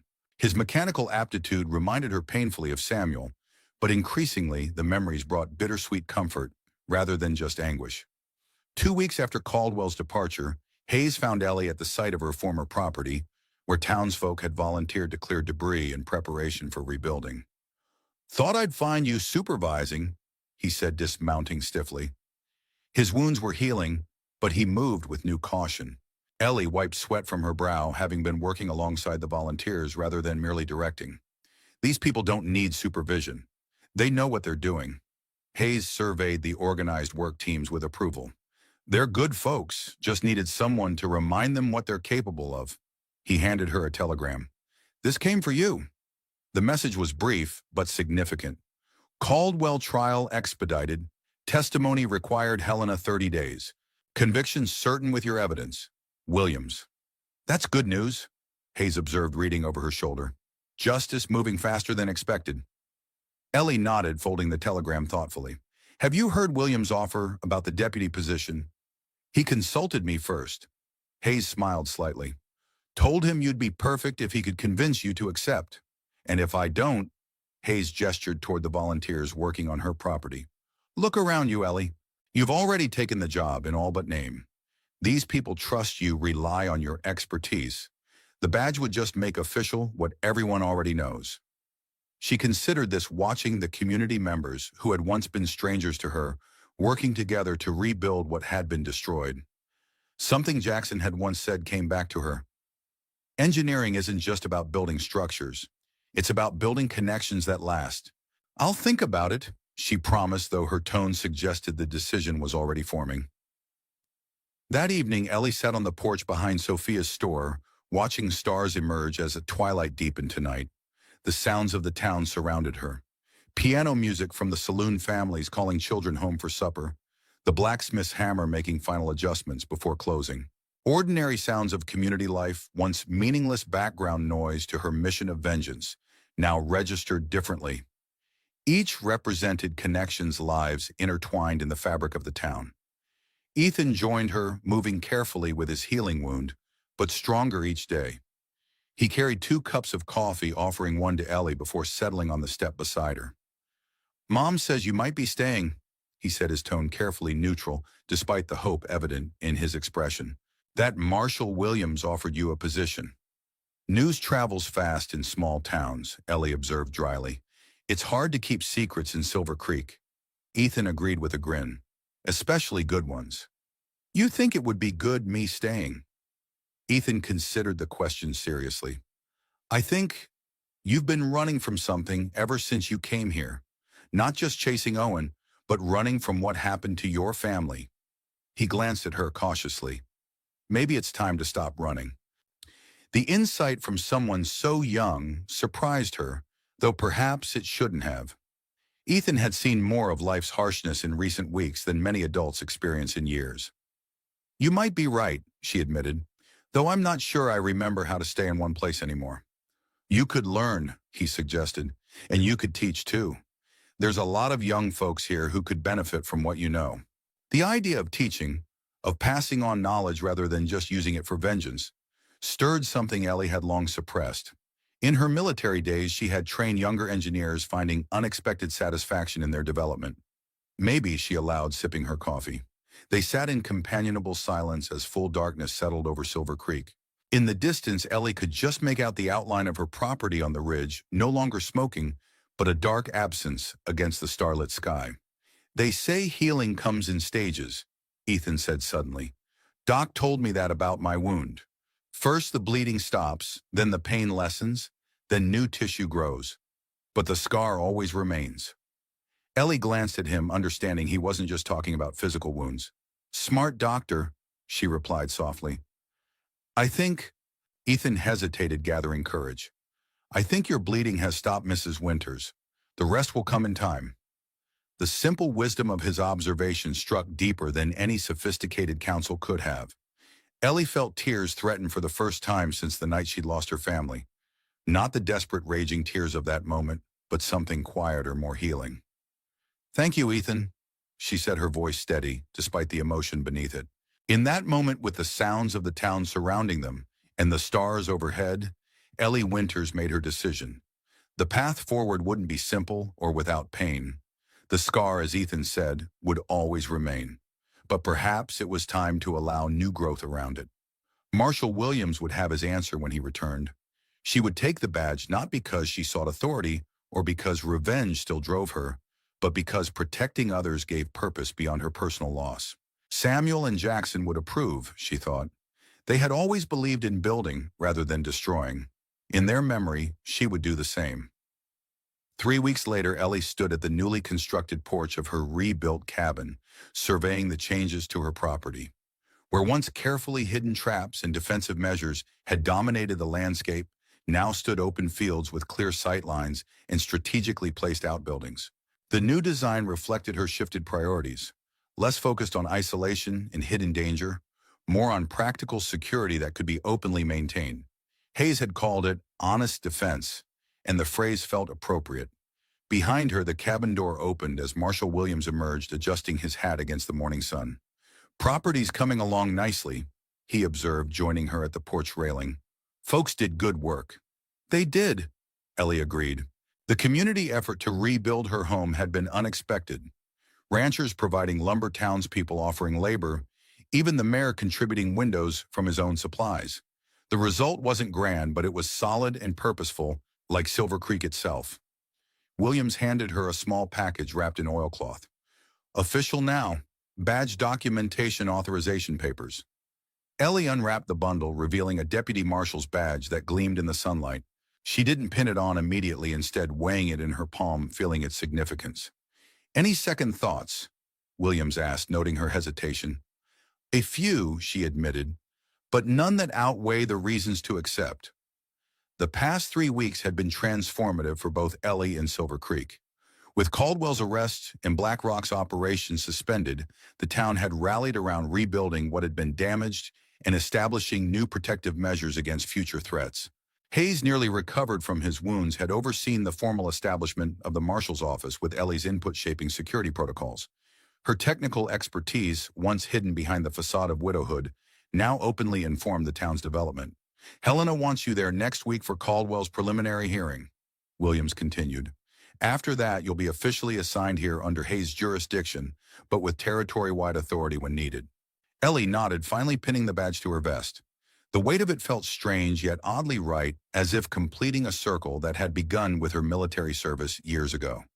Speaking of Hayes, Williams said he should be back from the Sullivan place by now. Wanted to brief us both on what his men found there. They rode into town together, Ellie still adjusting to her new role as a visible authority rather than a shadow operating from the margins. Townspeople nodded respectfully as they passed, some eyeing the new badge with approval. At the marshal's office, Hayes waited with maps spread across his desk and a troubled expression. "Found something?" Ellie asked, recognizing his concern immediately. Hayes nodded grimly. "Teams finished searching the ruins at the Sullivan cabin. Most of Owen's men are accounted for, either dead or fled the territory according to informants." He hesitated. "But there's no sign of Owen himself among the dead."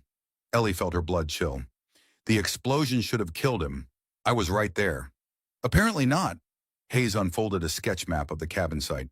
"We found blood where you described the blast. Plenty of it, but no body, in tracks leading south toward the territorial border." Williams studied the map. "You're certain it's him? Could be one of his men dragged themselves away?" "It's him." Hayes met Ellie's eyes directly. "One of our trackers found this half a mile from the site." He placed a scorched leather case on the desk. "Had these inside." The case contained partially burned papers, copies of the same BlackRock documents Ellie had used to build her case against Caldwell, along with something more disturbing, detailed notes about Ellie herself, including her military background and known associates from before the Denver fire. He knew who you were all along, Hayes said quietly. This wasn't just about land acquisition for BlackRock. Owen was hunting you specifically. Because of what Jackson discovered, Ellie concluded examining the papers. These go beyond the Colorado poisonings. Jackson found evidence linking BlackRock to intentional contamination at multiple sites with Caldwell's direct authorization. Williams whistled softly. That's not corporate negligence. That's deliberate mass murder for profit. I see exactly why they couldn't risk any witnesses surviving. Ellie replied, the pieces finally coming together. They thought I died in the fire with Samuel. When they realized I hadn't, you became their highest priority target, Hayes finished. Which means Owen won't stop just because Caldwell's in custody. He'll come for you again. The revelation should have terrified Ellie, but instead she felt a cold clarity descending. The same tactical focus that had guided her military operations and her pursuit of vengeance. Let him come, she said, her voice steady. This time I'll be ready. Williams exchanged glances with Hayes. We should assign additional protection until we can locate Owen. No, Ellie said firmly. We don't have the manpower to spare, and it would only endanger others if he attacks. I've dealt with Owen before. I can do it again. You're an officer of the law now, Williams reminded her. This isn't about personal vengeance anymore. It's about completing the job, Ellie countered. Owen is a threat to this entire community as long as he remains free. Taking him down is exactly what this badge authorizes me to do.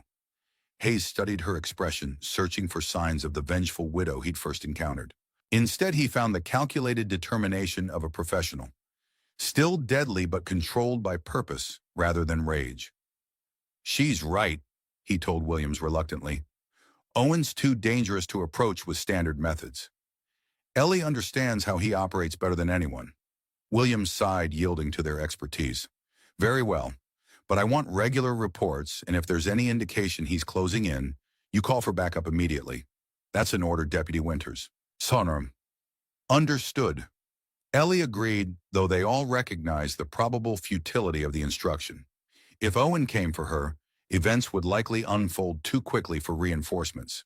The meeting concluded with arrangements for Ellie's upcoming testimony in Helena and enhanced security protocols for the town during her absence. As Williams departed to make preparations, Hayes lingered, concern evident in his expression. You knew this wasn't over, he said quietly. Even when Caldwell was arrested, you sensed Owen was still out there. Ellie nodded, organizing the discovered documents for transport to Helena. Part of me hoped the explosion had killed him, but hope isn't strategy. What will you do? Exactly what the badge requires. She met his gaze directly. Protect the innocent and bring a criminal to justice. The difference is now I'll do it within the law. Hayes seemed unconvinced. And if it comes down to him or you, if there's no legal way to take him alive, then I'll do what's necessary, she replied simply. Just as you would. The following days passed in preparation for both the upcoming trial and the potential threat Owen represented.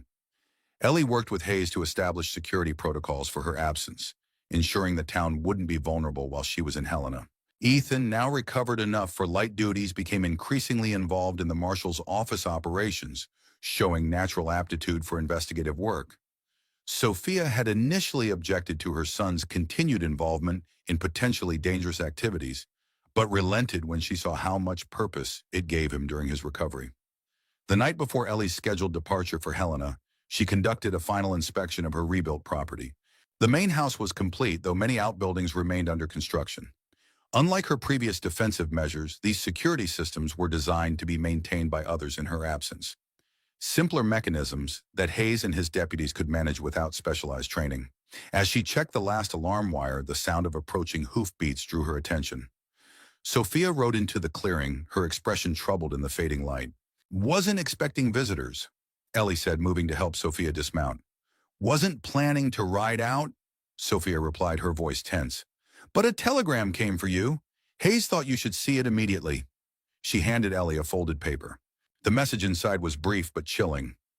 Witness against BlackRock found dead hotel room, Helena. Stop apparent suicide. Suspicious circumstances. Stop recommend delaying your arrival. Stop Williams. Ellie read it twice, her mind racing through implications. The other witness, that would be Carson from the Colorado operation. He was scheduled to testify about the water contamination. Hayes thinks Owen might be in Helena, Sophia said, setting up to eliminate witnesses before the trial. Ah, he's right. Ellie folded the telegram decision already forming. Which means I need to leave tonight, not tomorrow. Sophia's eyes widened. You're going toward the danger, even knowing it could be a trap. Especially knowing that. Ellie moved purposefully toward the house to gather supplies. If Owen's eliminating witnesses, there are others at risk. The timing of Carson's death is too convenient, right before testimony that would have corroborated Jackson's evidence. Sophia followed, clearly distressed.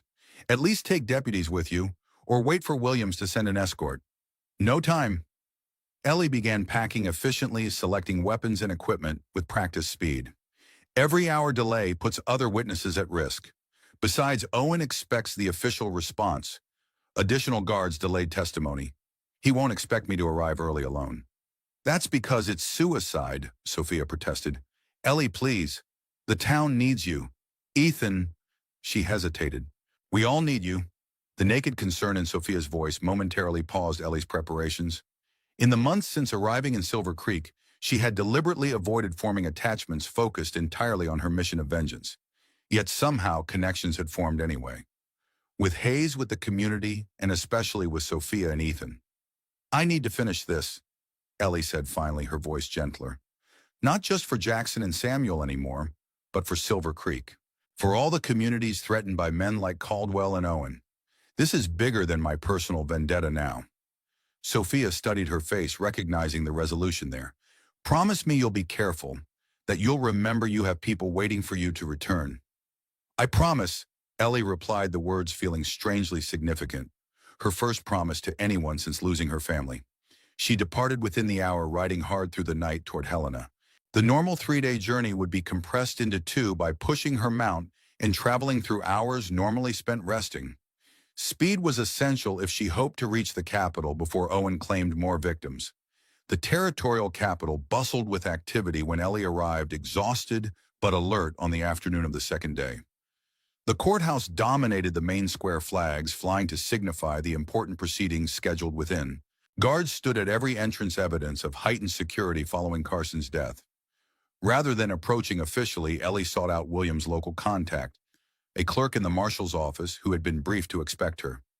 The young man looked relieved at her arrival, despite her travel-worn appearance. Thank goodness, he said, ushering her into a back office. Marshal Williams has been waiting.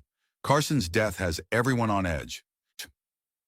Williams himself appeared moments later, his expression shifting from concern to relief when he saw Ellie. You made good time, he observed, though I recommended delay, not expedited arrival. Delay gives Owen more opportunities, Ellie replied, accepting the coffee the clerk offered. What do we know about Carson's death? Williams' expression darkened. Found hanging in his hotel room. Would have looked like suicide except for defensive wounds on his hands and traces of chloroform on his clothing. Someone staged it after subduing him. Classic Owen technique, Ellie confirmed. He used similar methods in Colorado to eliminate witnesses.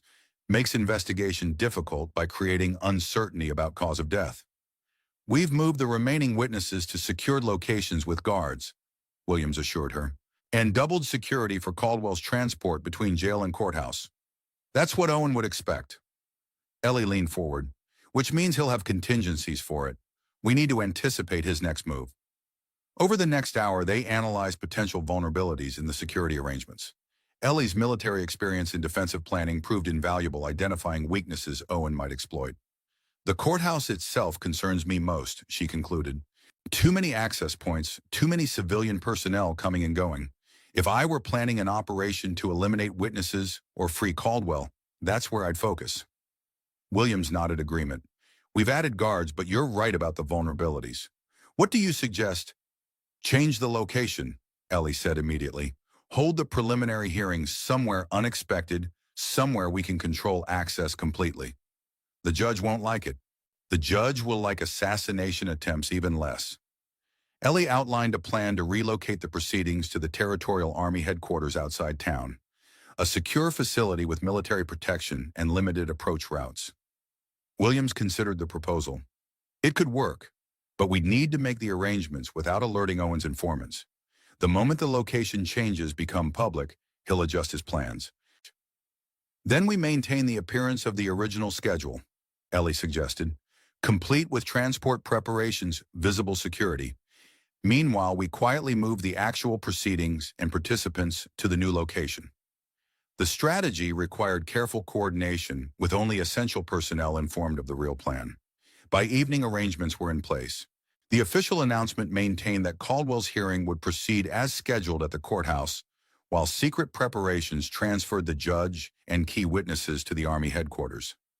Ellie, officially recorded as arriving the following day, used her anonymity to advantage. Dressed as a common traveler rather than a deputy marshal, she conducted surveillance around the courthouse and nearby hotels, watching for Owen or his associates. The first confirmation of his presence came near midnight. A glimpse of a man matching his description entering a boarding house across from the courthouse. Though the sighting was brief, Ellie recognized the distinctive silhouette and movement pattern that had haunted her memories for a year. Rather than confronting him immediately, she maintained surveillance tracking his movements as he conducted his own reconnaissance of the courthouse perimeter. His right arm hung slightly oddly, confirming that the explosion at Sullivan Cabin had indeed injured, but not killed him. By dawn, Ellie had identified two of Owen's associates, professional gunmen positioned at strategic locations overlooking the planned prisoner transport route. Their presence confirmed her suspicions Owen intended to strike during Caldwell's movement from jail to courthouse, when security would be most stretched. She reported her findings to Williams at their secured meeting location, an unmarked room in the telegraph office. They're positioned for an ambush along Cedar Street, she explained, marking locations on the map. Classic pincer formation, shooters on both sides to catch the transport in crossfire. Williams studied the positions. Our fake transport leaves in 3 hours. We need to neutralize those shooters without alerting Owen that we're onto him. Leave that to me, Ellie replied. I'll handle the shooters. You focus on getting the real proceedings underway at headquarters. Too risky, Williams objected. These are professional killers. Let me assign a team. A team would be noticed. I won't be. Her expression remained cool and professional. This is what you hired me for, Marshal. Let me do my job. Reluctantly, Williams agreed, providing her with identification that would allow her to summon military assistance if needed. They synchronized timepieces and established emergency signals before separating to their respective tasks. Ellie moved through early morning shadows toward the first shooter's position, a rented room above a hardware store with clear sight lines to Cedar Street.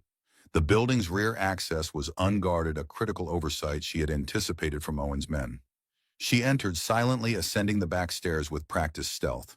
Outside the target room, she paused, listening to confirm occupancy before making her move. The door yielded to her lockpicks without resistance. Inside, a man sat by the window, rifle assembled and ready beside him, as he sipped coffee, attention focused on the street below. He never heard Ellie's approach until her revolver pressed against the base of his skull. Don't move, she whispered, hands flat on the table. The man froze, then laughed softly. Should have known Owen was right about you, Kingsley. Said you'd show up eventually. Where is he? Ellie demanded, maintaining pressure with the revolver. Close enough to put a bullet in you if I don't report on schedule, the man replied calmly, which is about 2 minutes from now. Ellie considered her options. Killing the man would be simplest, but would alert Owen when the scheduled check-in failed. Incapacitating him offered more tactical advantage. Tell me Owen's plan, or I put a bullet through your spine, she said coldly. Lady, I'm dead either way, he replied with fatalistic calm. Owen's got no tolerance for failure. Then you've got nothing to lose by talking. The man seemed to consider this, then shrugged slightly. Caldwell won't make it to any trial. That's all I know. The specifics, Owen keeps those to himself. A signal from the street below caught his attention. A pattern of window shutters opening and closing in the building opposite. His expression shifted subtly, but enough for Ellie to recognize the change in plans. They've moved up the timeline, she realized aloud. The transport's happening now, not in 3 hours. The man's surprised reaction confirmed her assessment. Owen had somehow learned of the schedule change for the decoy transport and adjusted accordingly. Without hesitation, Ellie struck, bringing her revolver down on the man's head with calculated force, enough to render him unconscious without causing permanent damage. She bound and gagged him efficiently, then moved to the window to assess the situation below. On Cedar Street, a transport wagon had indeed appeared surrounded by mounted guards. The decoy operation had been initiated early, likely Williams' contingency plan when he suspected information leaks. Across the street, the second shooter was visible now, taking position at a window. More concerning was the figure Ellie spotted on a rooftop 2 buildings away, Marshal Owen himself, a rifle braced against his shoulder, tracking the wagon's progress. Ellie had seconds to decide. She could attempt to reach the second shooter or target Owen directly. The transport below continued advancing, unaware of the imminent threat from multiple positions. She chose Owen. Using the unconscious gunman's rifle, she took aim at the distant rooftop figure. The shot would be difficult, nearly 100 yards with morning crosswinds affecting trajectory. Ellie drew a steady breath, compensating for distance and wind as she'd been trained. Her finger tightened on the trigger. The rifle cracked bullets speeding toward its target. On the distant rooftop, Owen jerked sideways at the last instant, alerted by instinct or luck. The shot struck his shoulder rather than his chest, spinning him, but not incapacitating him. The ambush erupted into chaos. The second shooter opened fire on the transport below, while Owen, despite his wound, returned fire toward Ellie's position. Guards around the wagon responded with volleys in multiple directions, civilians on the street fleeing for cover.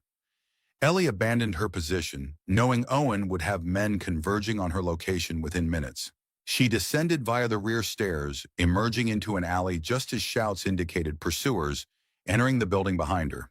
The original plan was compromised, but the core strategy remained sound. Owen had committed his resources to attacking the decoy, unaware that the real hearing was proceeding at Army headquarters outside town. His wounded state would force him to retreat and regroup, buying time for the legitimate judicial process to advance. Ellie made her way through back streets toward the predetermined rendezvous point where Williams would send transportation to the headquarters. The sound of gunfire diminished behind her as the ambush attempt dissolved into retreat. At the rendezvous, a livery stable on the town's eastern edge, she found not the expected Army courier, but Ethan Reeves holding the reins of 2 saddled horses. "What are you doing here?" she demanded, checking for pursuers before approaching. "Williams sent me," Ethan replied, his expression determined despite his still healing wound. "Said you'd need someone you trust as escort to headquarters." "Williams should know better than to involve civilians," Ellie said sharply, though relief at seeing a friendly face tempered her anger. "I'm not just a civilian anymore." Ethan straightened proudly. "Deputy Hayes swore me in as auxiliary before I left Silver Creek. I'm officially authorized to assist." Despite the circumstances, Ellie felt a flicker of amusement at his earnest determination. "Does your mother know she helped me pack?" Ethan confirmed, handing her the reins to one horse. "Said if I was determined to follow in your footsteps, I might as well do it properly." They rode hard for the Army headquarters, taking an indirect route to avoid potential ambushes. Ethan briefed her on developments at Silver Creek and the status of the judicial proceedings already underway. "Caldwell's been secured at headquarters since midnight," he reported. "Judge Harmon began preliminary examinations of evidence this morning. They're waiting for your testimony to proceed with formal charges." "And Owen's men, any attacks on the real location?" Ethan shook his head. "Nothing so far. The deception appears to be working. Williams has men watching all approaches to headquarters." Right. The Territorial Army headquarters occupied a hillside 2 miles outside Helena, a sturdy stone compound originally built to defend against tribal conflicts that had since been repurposed as administrative offices. Its defensive position offered clear sight lines in all directions, with a single access road easily monitored. As they approached, Ellie noted with approval the placement of guards and subtle fortifications. Williams had implemented her security recommendations, effectively creating multiple layered defenses against potential attack. Inside the compound, the Central Administration Building had been converted into a temporary courthouse. Armed guards checked their credentials before allowing entry to the makeshift judicial chambers, where proceedings were already underway. Victor Caldwell sat in the defendant's position, noticeably diminished from the commanding figure who had addressed Silver Creek's town hall weeks earlier. His expensive suit had been replaced by prison clothes, his imperious bearing undermined by shackles and the pallor of confinement. His eyes fixed on Ellie as she entered, recognition, followed by cold hatred crossing his features. He leaned toward his attorney, whispered something that made the lawyer frown and shake his head in denial. Judge Harmon, a stern-faced man with steel-gray hair, acknowledged Ellie's arrival with a nod. "Deputy Winters, we've been awaiting your testimony. Are you prepared to proceed immediately?" "Yes, Your Honor," Ellie replied, taking the witness position when directed. The territorial prosecutor led her through formal identification of evidence, Jackson's research documents, BlackRock's internal records, and testimony about the events in Silver Creek. Throughout, Ellie maintained professional detachment, presenting facts without the emotional edge that had driven her pursuit of justice for so long. When cross-examination began, Caldwell's attorney attempted to undermine her credibility by focusing on her military background and personal vendetta. "Isn't it true, Mrs. Winters, or should I say, Mrs. Kingsley, that you came to Silver Creek specifically to pursue a personal vendetta against my client?" "I came to Silver Creek to build a new life," Ellie replied evenly. "Your client's men sought me out, not the reverse. Yet you arrived with military-grade defensive systems and weapons?" The lawyer pressed. "Hardly the preparations of someone seeking peaceful retirement.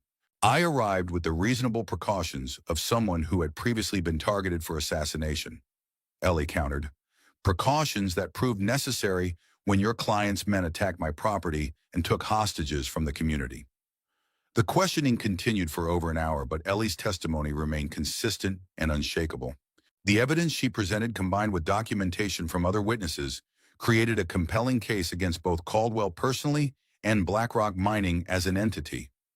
Judge Harmon called a recess following her testimony. As guards led Caldwell from the chamber, he locked eyes with Ellie one final time. "He'll kill you for this," Caldwell said loudly enough for all to hear. "Owen never leaves a job unfinished." "Neither do I," Ellie replied quietly as he was led away. Outside the improvised courtroom, Williams was waiting with Ethan and several deputies. His expression conveyed both approval of her testimony and concern about developments elsewhere. "Owen slipped away after the ambush attempt," he reported. "Left 2 men dead, 3 captured. The prisoners aren't talking, but we found this on one of them." He handed Ellie a folded paper, a crude map of the area surrounding Army headquarters, with approach routes marked. "He knows the real location," Ellie concluded, studying the map. "The ambush was either a diversion or a contingency when he discovered the change in plans." "Either way, he's wounded and has lost men," Williams pointed out. "Even Owen wouldn't attempt an assault on an Army installation with reduced forces." "You don't know Owen," Ellie replied grimly. "He doesn't abandon assignments, especially when they're personal. And this is very personal now." As if confirming her assessment, a sentry rushed in with urgent news. Riders had been spotted approaching from the north, using terrain features for concealment. Their numbers were unclear, but their intent appeared hostile based on their approach pattern. Williams immediately ordered defensive preparations, positioning men at strategic points throughout the compound. Ellie, drawing on her military expertise, suggested modifications to the deployment, creating overlapping fields of fire covering all potential access points. "Ethan, you'll remain inside with the judicial personnel," she instructed. "Your job is their protection if perimeter defenses are breached." The young deputy looked ready to protest, but recognized the logic of the assignment. His wound, though healing, still limited his physical capabilities, making him more effective as last-line defense than in direct combat. As preparations continued, Ellie conducted her own reconnaissance from the headquarters watchtower. Through field glasses, she spotted movement in a valley to the north. At least 6 riders approaching in standard military infiltration formation. Leading them, recognizable even at distance, was Marshal Owen. "He's bringing them straight in," she reported to Williams with surprise. "No attempt at concealment now that they've been spotted." "Makes no tactical sense," Williams said, joining her observation. "They're outnumbered and facing fortified positions." Ellie studied the approaching force more carefully, noting details that triggered her military assessment. Unless they're the diversion themselves, Owen's too experienced for a frontal assault, unless... Her voice trailed off as realization struck. She quickly redirected her field glasses toward the eastern approach to headquarters, a steep, rocky hillside considered too difficult for mounted access and therefore more lightly defended. They're almost invisible against the rock formations, she spotted movement. 2 figures slowly ascending the slope, carrying what appeared to be heavy packs. Explosives, she said with certainty. The riders are the diversion. The real attack is coming from the east. They're planning to breach the wall with explosives while we're focused on the obvious threat. Williams immediately dispatched men to reinforce the eastern perimeter, but Ellie shook her head. Too late for repositioning. I need to intercept them directly. She handed him the field glasses. Keep Owen's riders engaged at distance. Don't let them draw your forces out of defensive positions. Before Williams could object, Ellie was moving, descending the watchtower stairs at dangerous speed. She collected additional ammunition and a rifle from the armory before exiting through a service door on the compound's eastern side.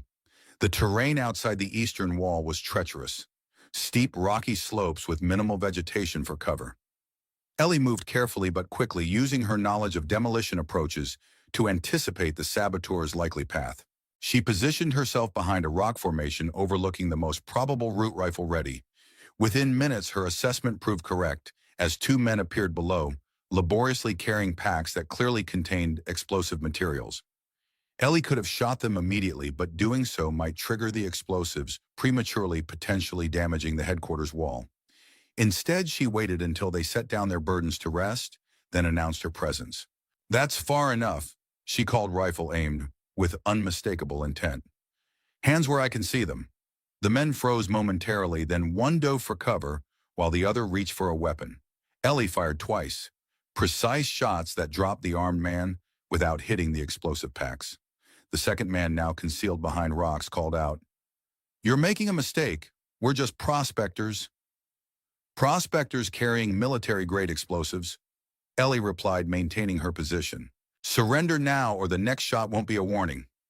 A rifle shot answered her, the bullet striking rock inches from her position. Ellie returned fire, forcing the man deeper into cover. A dangerous stalemate developed with the explosives sitting exposed between their positions.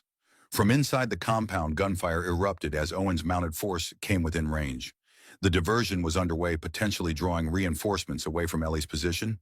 The saboteur used the distraction to attempt repositioning, scrambling between rocks toward the explosive packs. Ellie tracked his movement, firing a shot that kicked up dirt at his feet, stopping his advance. "Your employer is already in custody," she called. "Owen can't save Caldwell, and he can't save you if you're caught attacking a government installation." "Lady, you don't understand who you're dealing with," the man replied, his voice strained. "Owen doesn't work for Caldwell. Not anymore. This isn't about freeing anyone. It's about tying up loose ends." The statement confirmed Ellie's suspicion that Owen had shifted from employee to independent operator, likely still paid by BlackRock interests, but no longer taking orders from Caldwell directly. "Whose loose ends?" she pressed, trying to keep him talking while assessing options for securing the explosives. "Everyone involved in the Colorado operation," the man replied, desperation edging his voice. "Witnesses, participants, anyone who knows what really happened. Caldwell, you, even some of Owen's own men who know too much." The revelation clicked pieces into place. Carson's death, the ambush attempts, even Owen's continued pursuit despite Caldwell's capture. This wasn't just about silencing witnesses to protect BlackRock. It was about erasing all evidence of whatever had happened in Colorado, including eliminating former allies who had become liabilities. A movement at the corner of her vision alerted Ellie to a new threat. A third figure approaching from below, using the ongoing distraction to advance unnoticed. The newcomer moved with military precision, weapon ready. Owen.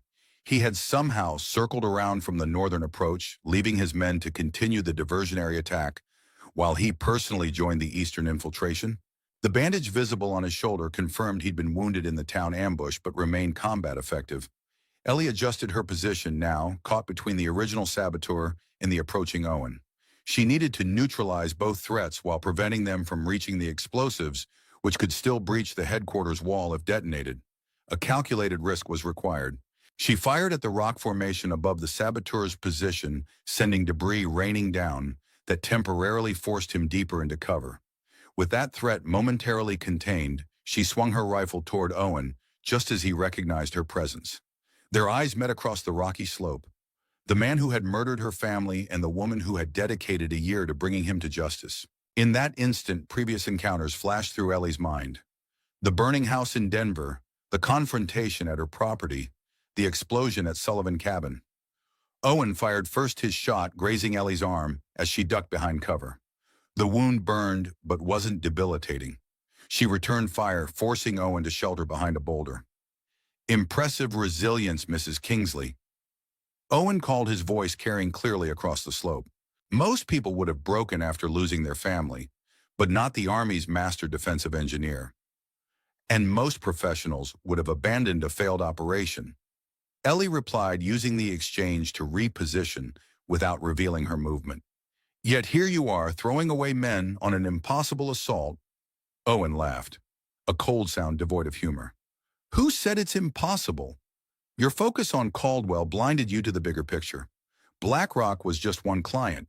The real employers have much deeper resources and more significant concerns." "What concerns?" Ellie asked, genuinely curious now.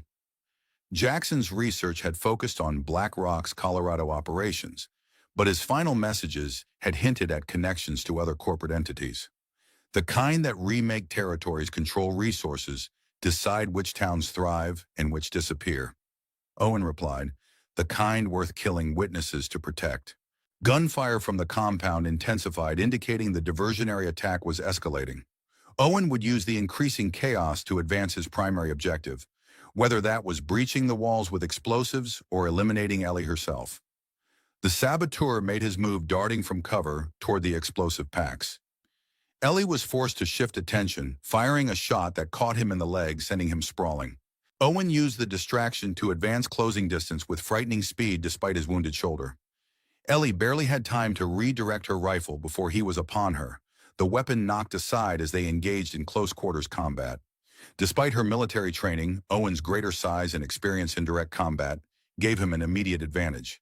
He drove Ellie backward, his knife appearing in his hand with practiced efficiency. "Should have stayed dead in that fire," he growled, slashing with precision that Ellie barely evaded. "Would have been easier for everyone." She blocked his next attack, using his momentum to create separation.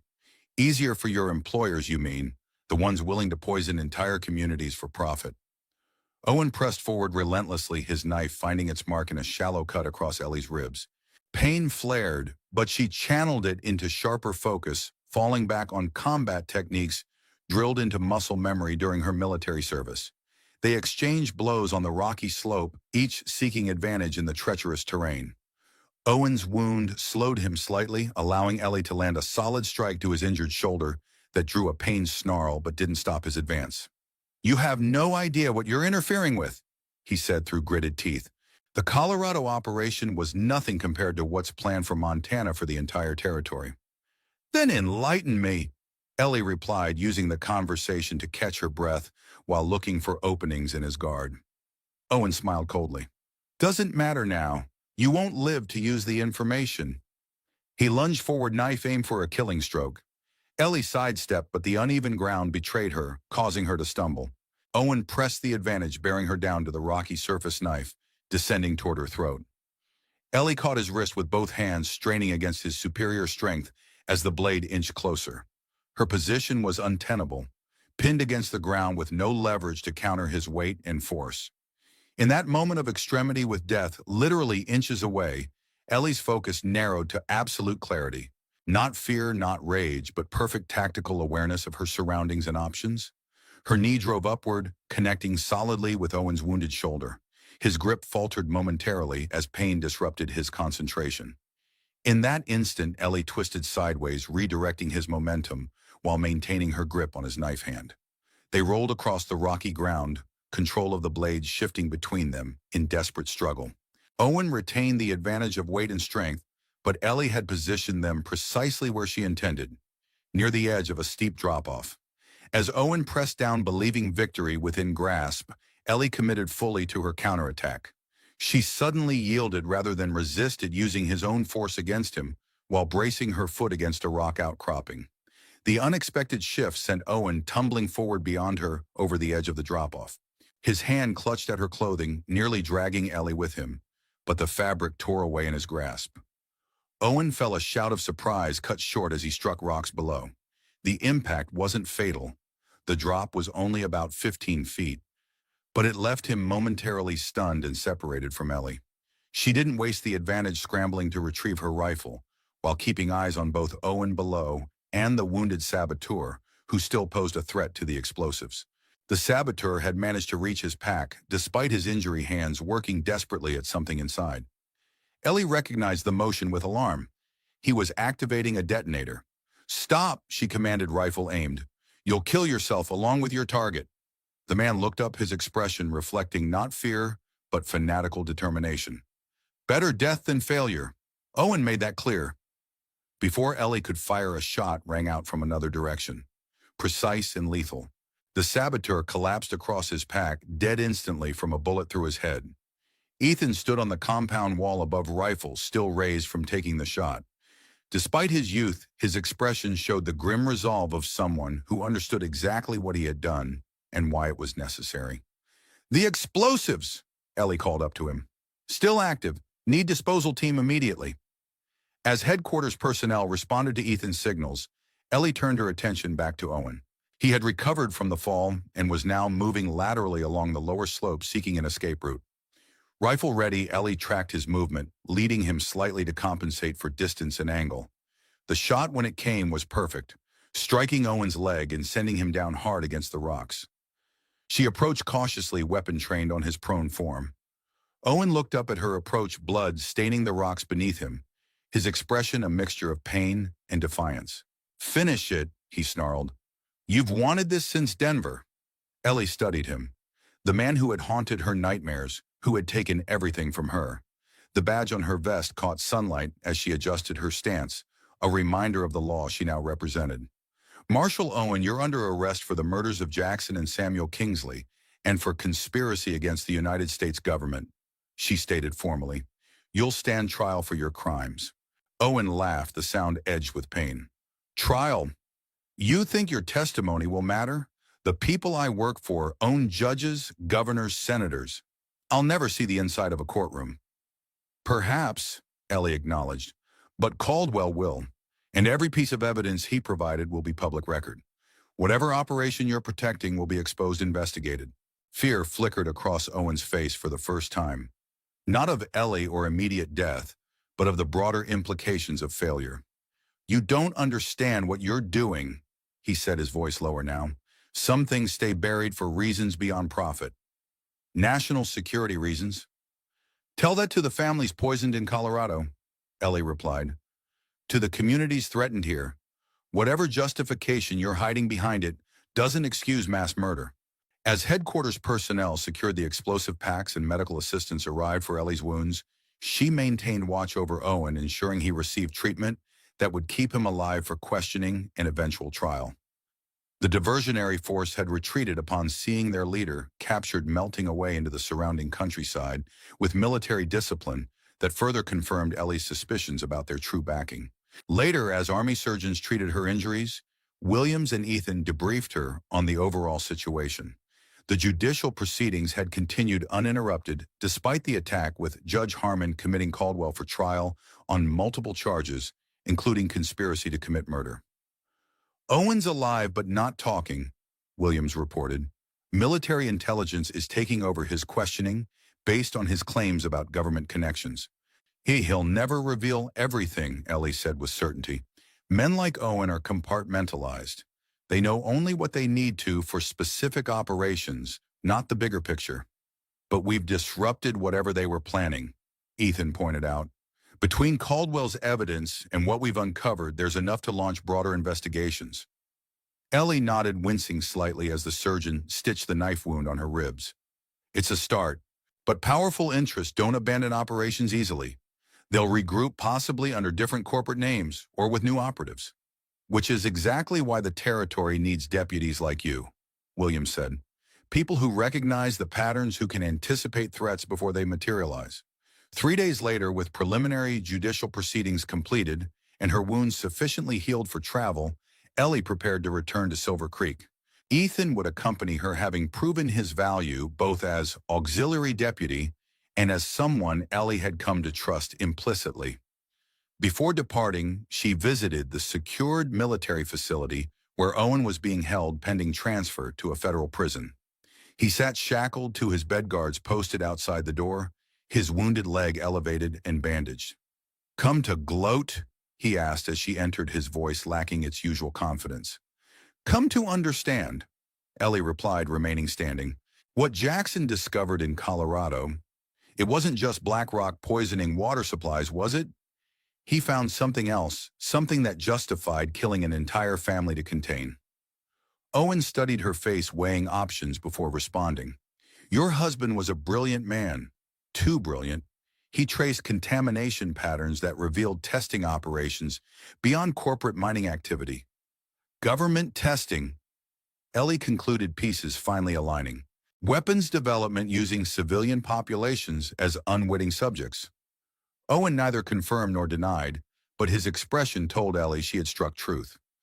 "Whatever you think you know, keep it to yourself if you want to stay alive. Caldwell was expendable. You won't be so lucky if you pursue this further." "Is that a threat?" "A professional courtesy," Owen replied. "You won the battle, Kingsley. Take the victory and walk away from the war. For your own sake and for those you've come to care about in Silver Creek." Ellie considered his words, recognizing both the threat and the tacit acknowledgement that larger forces remained in play beyond what they had uncovered. "I'll take it under advisement," she said finally. "Enjoy federal prison, Owen. I hear it's particularly uncomfortable for former operatives like yourself." As she turned to leave, he called after her. "It doesn't bring them back, you know. Jackson, your boy. Justice doesn't resurrect the dead." Ellie paused at the door. "No, it doesn't. But it gives meaning to their loss and protection to others who might have suffered the same fate." She met his gaze one final time. "That's something you wouldn't understand." The journey back to Silver Creek passed without incident, the spring landscape gradually transitioning from mountain terrain to the rolling hills surrounding the town. As they crested the final ridge overlooking the settlement, Ellie reined her horse to a stop, taking in the view. Silver Creek looked different somehow, not physically changed in her absence, but altered in her perception. No longer just the backdrop for her mission of vengeance, it had become something more significant, a community worth protecting, worth building a future within. Ethan pulled up beside her, following her gaze across the town below. "Looks like they're preparing a welcome," he observed, pointing to activity in the main street. "Word of Caldwell's commitment to trial must have reached them." Indeed, as they rode into town, they found an impromptu celebration underway. Hayes stood on the steps of the marshal's office, one arm still bandaged, but otherwise recovered from his wounds.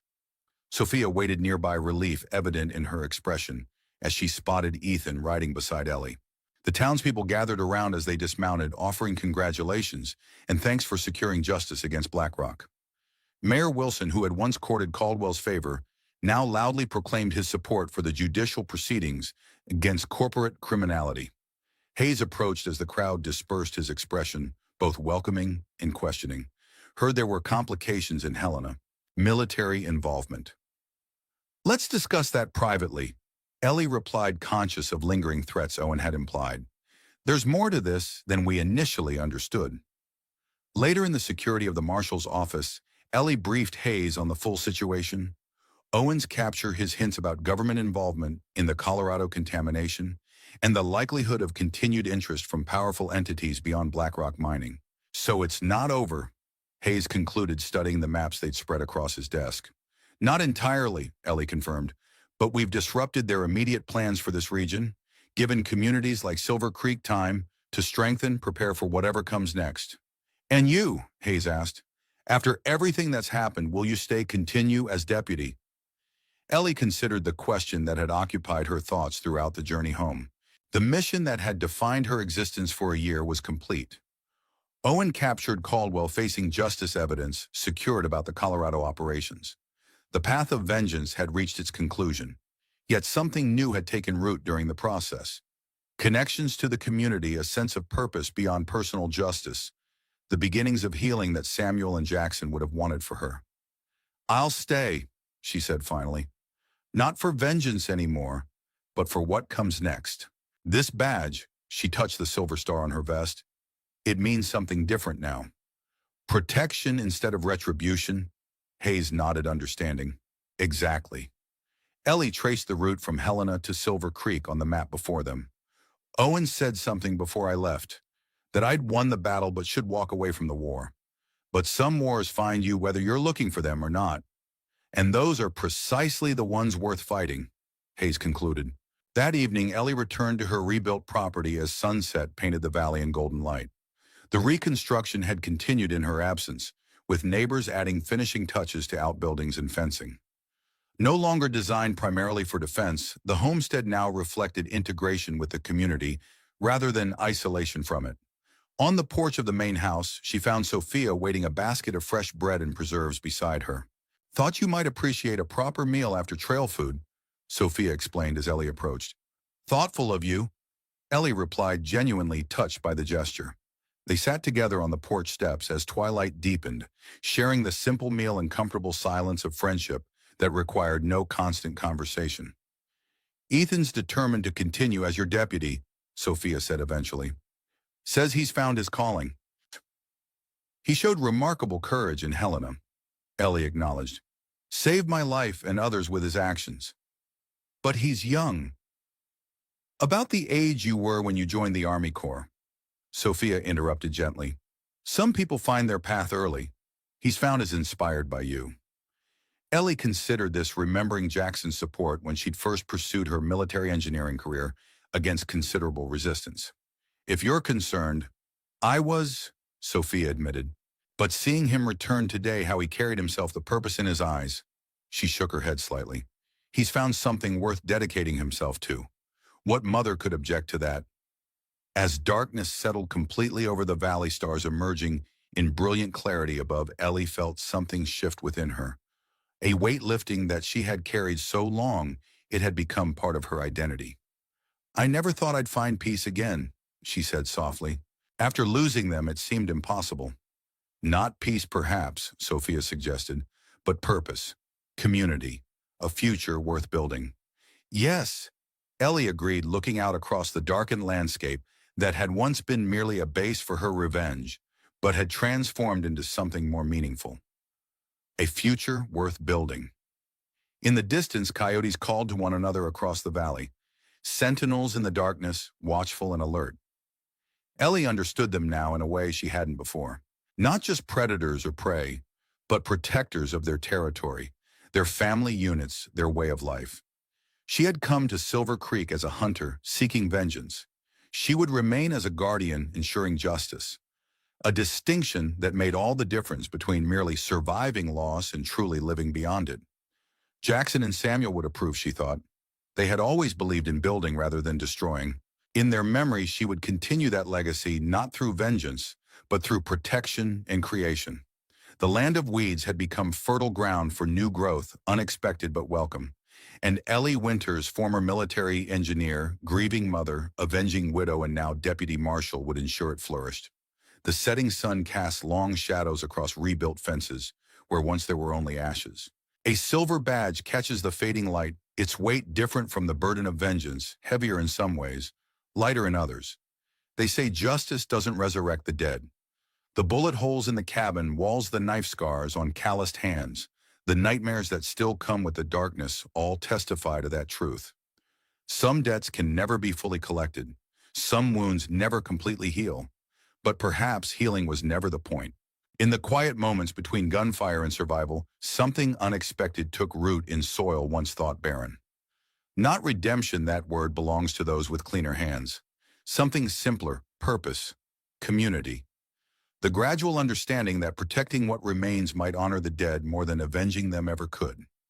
The Montana Territory stretches vast under an indifferent sky, its secrets buried beneath layers of corporate greed and government conspiracy. Some battles end while others are just beginning. The land remembers what men choose to forget. In the distance, a young deputy practices his draw, following the footsteps of a teacher who once walked only for revenge, but now stands for something more. What grows in the aftermath of fire isn't always what we planted. Sometimes it's exactly what we need.